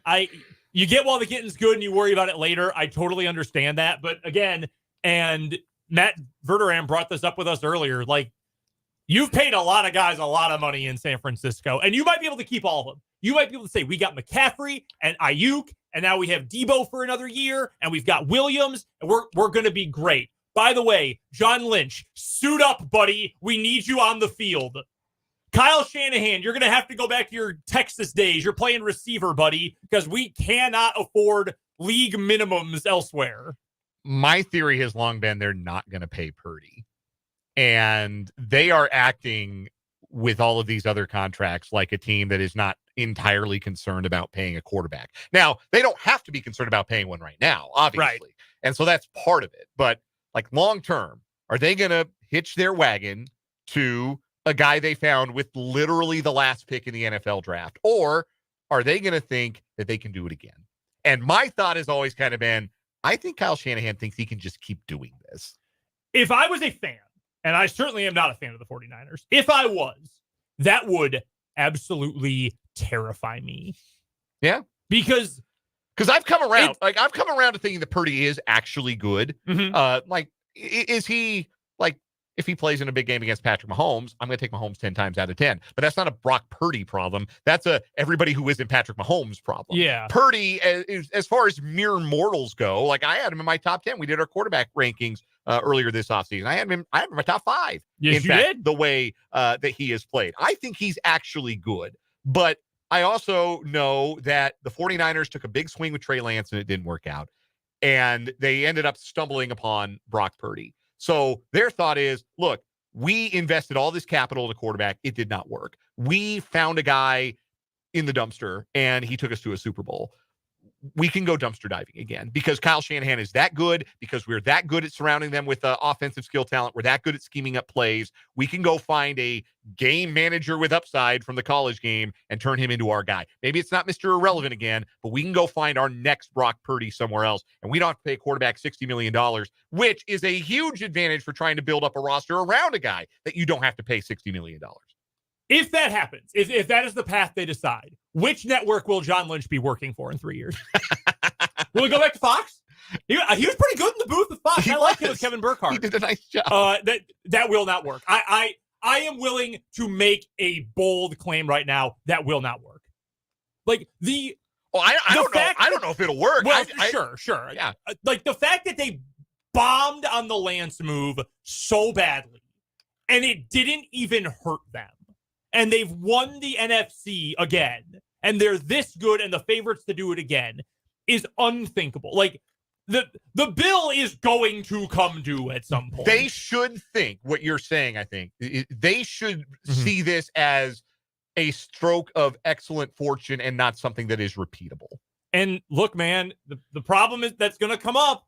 If Purdy plays like he did this past season when he finished 6th for Offensive Player of the Year, 4th in MVP voting, was a Pro Bowler, led the NFL in touchdown percentage, that's touchdown passes versus number of total attempts, led in yards per attempt, passer rating, QBR, adjusted net yards per attempt, pretty much every efficient EPA. I mean, he dominated all of them. If he plays like that again, you don't have a choice. You have to keep him. Like, you cannot let a guy who is a legitimate MVP candidate go like that.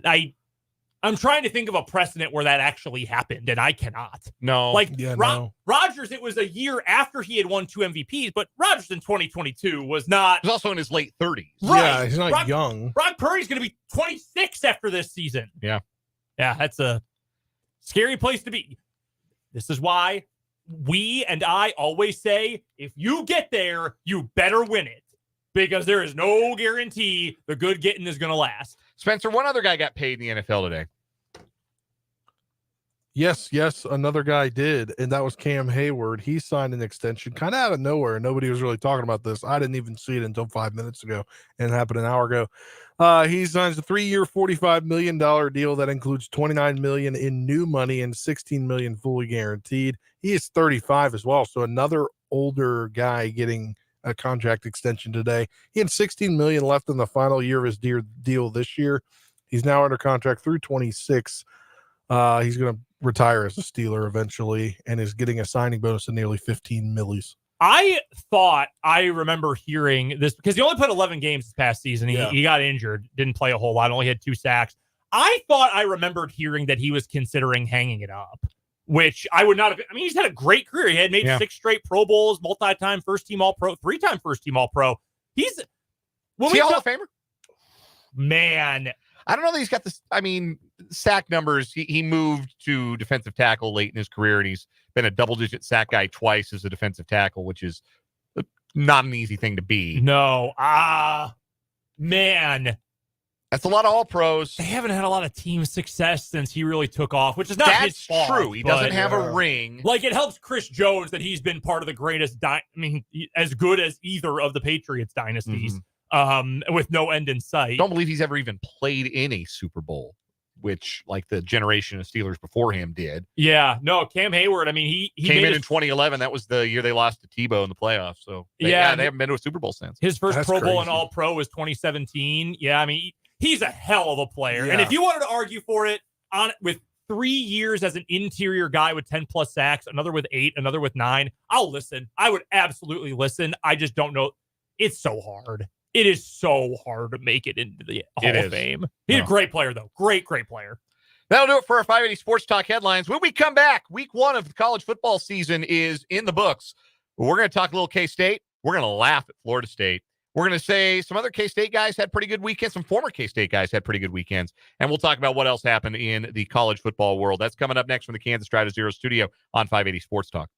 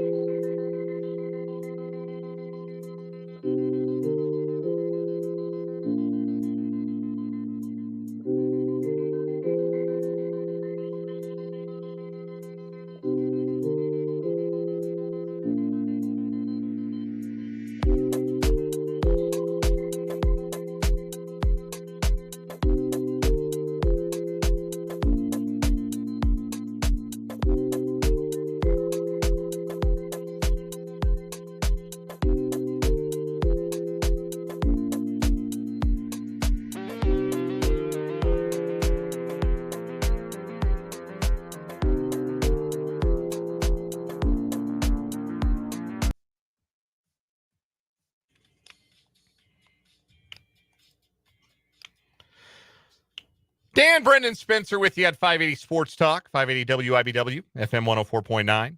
We're on YouTube, 580 Sports Talk. Subscribe to the channel. We're on Facebook, WIBW News. And, of course, we're front and center on the website every time we're on the air, 580WIBW.com, which is also where you can read our Pigskin and Hoops football preview magazine. It is complete. It is up and ready to go for week one of the high school football season, which gets underway on Friday night. Our first Lewis Toyota game of the week, Friday night, the War on 24, Silver Lake hosting Rossville. We'll have it over on our sister station, Classic Country 106.9, pregame at 6:45, and the kickoff at 7 from C.J. Hamilton Field. College football's week one is in the books. K-State a winner on Saturday, 41-6 over UT Martin. We'll start there. Only 7 offensive points in the first half. We were talking about this at the very beginning of the show, Brendan. It was clear that Kansas State wanted to be very vanilla on offense, and they did not want Avery Johnson to take any hits. So they did not have any designed Avery Johnson runs called in the first half.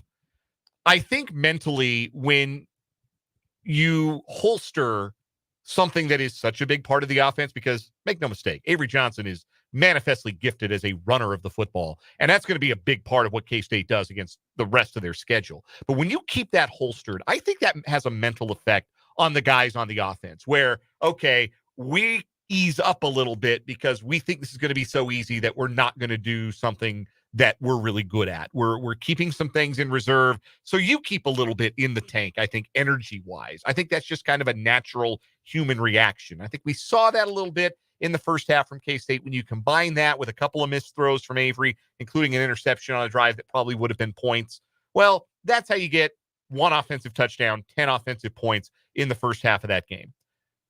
The first play of the second half was a design run for Avery Johnson, and it went for 17 yards, and from there, UT Martin couldn't do anything with Kansas State. That's a decent FCS team. They've been in the top 25. They have a good defense. They tackle really well. That was evident, I think, on Saturday. But once K-State decided to get even just a little bit into what their normal playbook is going to be, Skyhawks had no answer. K-State walked it up and down the field. DJ Giddens went over 100 yards. Dylan Edwards scored 2 touchdowns and looked faster than any K-State player I have seen in recent memory. I think that was cool to see him score 2 tutties in his debut, and one running the ball, 1 through the air, and being the dynamic playmaker that he's going to be. Just got a little taste in the game against an FCS opponent. He's so fast. He's so fast. There ain't many dudes with that speed in the Big South OVC mishmash conference. Like you could tell from the beginning, like most FBS versus FCS games, not all of them, but like most of them, I mean, once K-State wanted to start actually playing, UT Martin just doesn't have dudes who are big enough. Like they are one of the better teams in a bad FCS league, and they don't have guys who are big enough to compete with K-State's offensive and defensive lines. Like Damian Elalio, who you and I have seen in person when he was a high school, and we've seen him at K-State too. Like he was big as a high schooler, great wrestler, great football player. Like he's a rotational guy at K-State. They don't have dudes who can compete with him down to down, let alone Uso Sayamalu or any of those other dudes. Like you don't have bodies like that. And that's why it really felt like K-State was sleepwalking, because like, look at the line during the first half. Like when a K-State's offensively or defensively on the field, like there's no match here. That this is over if K-State decides to put their foot down and put the pedal to the metal. And then they came out in the second half. I assume halftime went something like this. Guys, are you serious? Really? This is what we're doing? That is essentially what Chris Kleiman said in the postgame, that he didn't think the energy was good enough in the first half, and he reminded them of that at halftime, and then they hit the gas. I would like to say regarding Avery Johnson, because the most boring rivalry in college sports was added again on Twitter this weekend, because Jalen Daniels threw a pick on Thursday and had a mediocre QBR. Avery threw a bad interception on Saturday, had a bad QBR. Guys, it doesn't matter. Avery Johnson's pick was bad. That was a bad decision and a bad throw, and it got undercut. It was a nice play by the UT Martin defensive back. Here's how much that mattered in the grand scheme of things. Who cares? It was one bad throw in a game that K-State was able to dominate. I thought Avery was pretty good. Other than that, you see when he uses his legs that he is a dynamic playmaker. I think the fact that he can use his legs opens things up more for the passing game, especially when you try to get him off platform. I'm not worried about it. You ran into the same thing with DJ Giddens, essentially, that you did with Devin Neal on Thursday. You ain't touching that dude. You ain't bringing him down. He had 13 for 124. Like it went about what I thought. And I'm sure Fitz will tell us this coming up tomorrow when we speak to him for the Wildcat wrap up. Same thing Michael Swain told us for Jayhawk Weekly. Like, what do you take away from this? UT Martin, good for the Big South OVC. Mm-hmm. Relative to Tulane, they'd probably get smacked by Tulane too. I think you have to be pleased, though, with how fast the K-State defense played. Desmond Purnell played like he was shot out of a cannon on every snap. Toby Osunsomni looks like he's taking to the rush end position. Mm-hmm. Watching him play linebacker the last couple of years, you could see, like, wow, there's a ton of athleticism. There's a ton of, like, fast twitch, like, burst to him. We just need to get him pointed in the right direction and say, go. And now that he's a defensive end, the right direction is the quarterback. And all they got to do with Osunsomni is say, yeah, go get the guy with the ball on third down. He looks like he could do that against about anybody. Yeah. UT Martin certainly couldn't cope with him. It looks like a piece. Like, in these games, we talked about it after the Lindenwood KU game. And it's the same with UT Martin. You want to see guys who pop. You want to see guys who are clearly better than anybody that the other team has. So, like, DJ Giddens was clearly better. Just like Devin Neal was clearly the best player on the field when he was out there. You saw that with DJ Giddens, too. Like, the guys you would expect to pop all kind of popped for K-State. But the fact that Toby Osunsomni popped, the fact that Desmond Purnell popped, Jordan Riley, Brendan Mott, the fact that those guys popped, I think is really encouraging for the Kansas State defense. So they got the job done, beat them down 41-6. They're 1-0 going to Tulane on Saturday. What was the biggest thing you took away from the rest of the schedule? One big takeaway from the rest of the college football schedule this weekend. Brendan? Ooh, just one is difficult.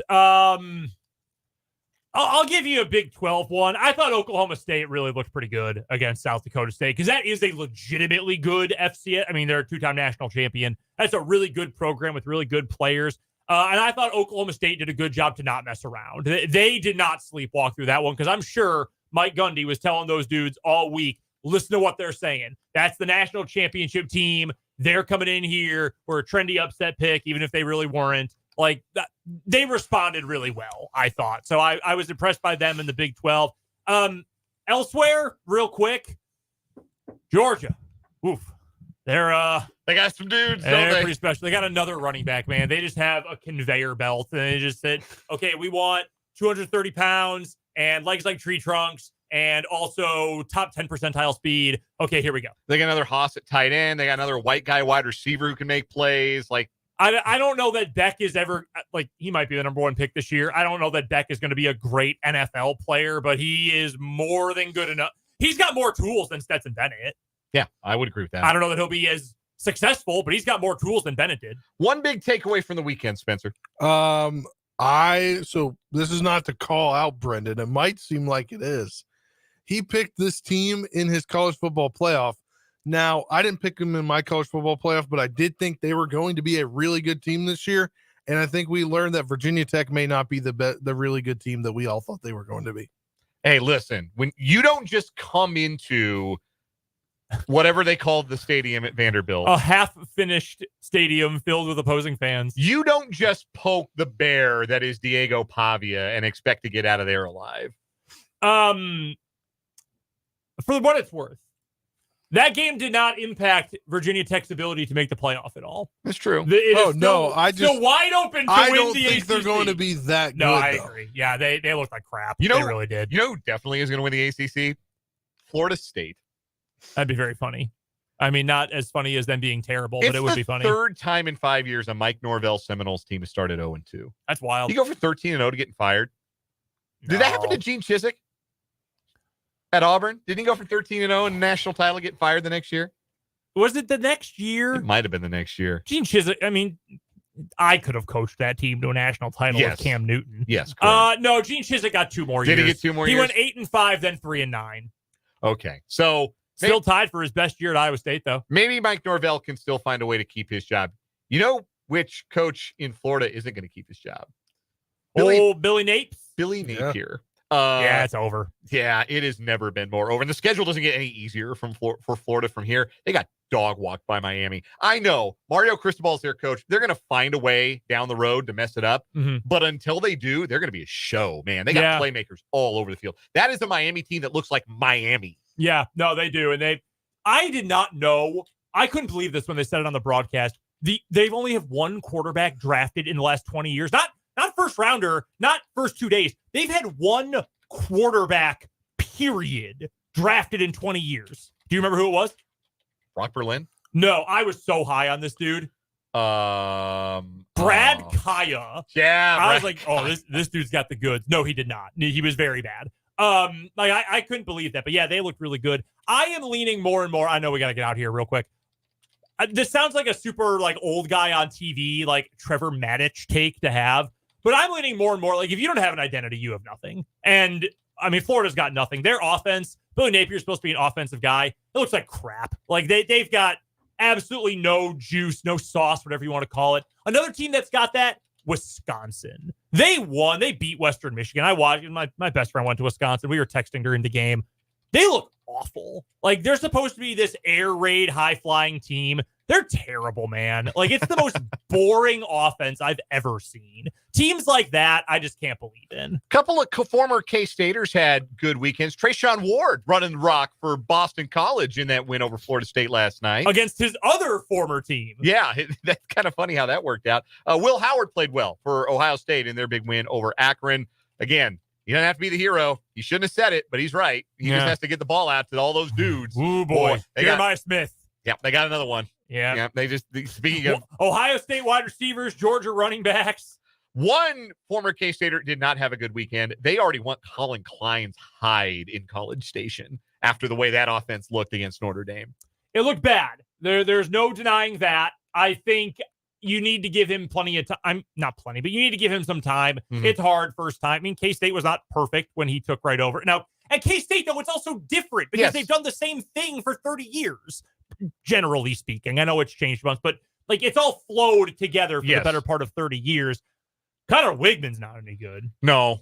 Bad weekend for guys who were really hyped in previous quarterback classes. Yes. Yeah, really, really ugly. DJU at Florida State, he was ranked number 2 in his recruiting class, behind Bryce Young, ahead of CJ Stroud. Yeah. Hey, get ready to learn shortstop, buddy. Get ready to learn working at a dry cleaner. Get ready to learn CarMax. Yeah, I'm sure DJU used Pontiac of Tallahassee is going to be great. We're going to have to figure out the meanest place we can tell somebody to go and prepare to get a job at. Trenton telling people to go work at Allstate was very funny. That was very funny. We got to take a break. We'll come back. We'll talk a little Royals baseball on the other side. See if the Royals can snap out of their losing skid tonight here on 580 Sports Talk.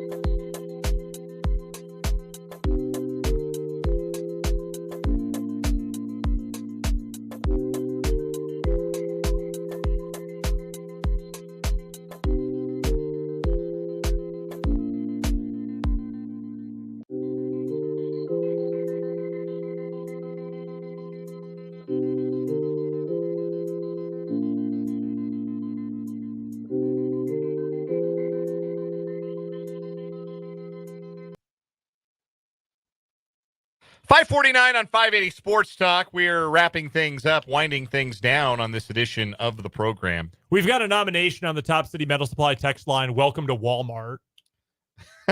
For where are we going to send these bad quarterbacks? Trent Craxner's in the group chat with the McDonald's and the Allstate photoshops, crude photoshops. I know. Did he do Matt Quatrero working at Allstate? He might. I think it's him and Garrett Hampson. It was very funny. I meant to bring this up real quick. I know we have to get to the Royals. Cam in for Miami. I think he's starting for them. Yeah. He's in his 9th season. He's had like 4 medical red shirts. He was in the same recruiting class as guys like Rashawn Gary, who is on a mega extension in the NFL, Shea Patterson, Dexter Lawrence, Nick Bosa, who is like 3 contracts in to the NFL right now. Yeah, Cam McCormick, UPS is hiring, bro. Like, why do you want to play still? Like, I don't. Like, is he getting a scholarship? Oh yeah. No, they're paying him to be there. How many bachelor's degrees does this guy have? How many different areas of study has he gotten a bachelor's degree in? He's going to be a microsurgeon. By the way, number 27 overall player in the class in Cam McCormick's recruiting class 2016, Mecole Hardman. Hey, think of how long he has been with the Chiefs. It's a long NFL career. That's not a bad outcome for the 27th ranked high school player. It's really not. He's got some rings, and yeah, it's a good outcome. Zoo nearby, can go bowling whenever he wants. Royals baseball tonight. We're sending it to the Royals Baseball Network right at 6 o'clock. 6:40 pregame, or 6:40 first pitch tonight at the K. Game 2 between the Guardians and the Royals. Guardians took the first one 4-2. Royals have scored exactly 2 runs in each of their last 4 games. You would like to give your pitching staff more than that because, frankly, of the last 4 games, they've been winnable. Like the one that was the most lopsided was a 7-2 loss on Sunday, and that got away late because John Schreiber has regressed since coming off the injured list. 4-2 yesterday, 5-2 on Saturday, 3-2 on Friday. Like, these are gettable games. The Royals offense, their superpower all year long was batting with runners in scoring position. For the better part of the season, as a team, they were over 300 with runners in scoring position. They are not over 300 anymore with runners in scoring position. So that's the problem right now, is they are not cashing in the opportunities they are getting. Of course, yesterday the problem was they weren't getting any opportunities. They had only 2 dang hits. And it's very hard to win a baseball game when you score 2 runs and have 2 hits. So they need more tonight. It won't be easy to come by. Tanner Bybee's good, the right-hander going for Cleveland tonight. Royals have seen him 3 times this season, and he's been solid to below average in those 3 starts. 5 innings of 2-run ball in July, 6 innings of 2-run ball on just 4 hits. Late July in Kansas City. Last time the Royals saw Bybee, they scored 5 runs off him in 5 innings, hit 3 home runs off of him in that game. So hopefully the Royals maybe have something figured out against Bybee, can get something going against him. It's going to be Brady Singer for the Royals. Only 1 start this year against Cleveland. He was coming off of being ill and having a start skipped. And so that was the game where he threw 70 pitches in 3 2/3 innings. He gave up 9 hits, but only 3 runs. And he got the early hook. So Royals certainly need better than that from Brady Singer. Just got to snap the skid. Just got to get 1 back in the win column. Obviously, that will do wonders for the mental health of Royals fans everywhere, but I think it helps the team. They just got to get 1 over the line and get back to those winning ways. They're still in great shape. 4.5 games up for a playoff spot with 23 games to go. Win tonight gets them back within 3.5 of Cleveland for first place. It's still right there. They just have to rediscover the offense, and it starts, frankly, with being better with runners in scoring position, cashing those opportunities in. I just want to see some consistent offense, man. Like, any offense would be nice. Like, just get some hits. That's all I'm asking for. The goodness, that's talking about process over results. Get some hits, the good things will come. You can't live with 2. Pham, Witt, Massey, Perez, DeYoung, Melendez, Fermin, Garcia, Isbell, the 9. And we are going to send you that at 6 o'clock. But first, I've got a 4-pack of tickets to give away to the Professional Bull Riders Outlaw Days Friday night at the T-Mobile Center in Kansas City. Friday night, September 6th, 4 tickets for the Professional Bull Riders Outlaw Days at the T-Mobile Center. They can be yours if you want them. First caller gets them. 785-272-9429. 785-272-9429 gets the PBR tickets. We'll do the final word when we come back on 580 Sports Talk.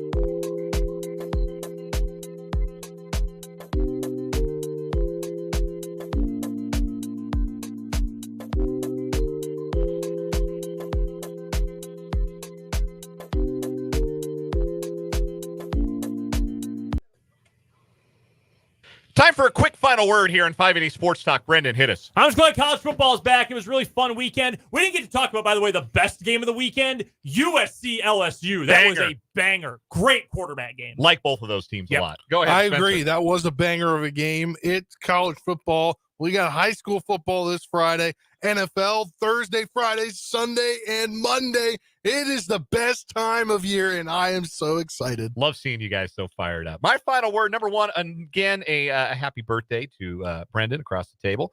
Celebrated his birthday on Monday, so once again, happy birthday, partner. I'm glad it was a good one. Thank you very much. The other final word for me, Royals just got to see one go in. They got to get one over the line. They've got to grind, scrap, claw, keep the line moving, whatever it takes tonight. Find a way to get the win and snap this losing skid. Losing skids at this length are not out of character. Both Cleveland and Minnesota have had one. It's the Royals' turn, just a bad time for it. They've got to find a way to dig one out of the mud tonight. That's going to do it for us. Royals baseball's coming up next. We're back tomorrow from 3 to 6. For Brendan, for Spencer, I'm Dan. See ya.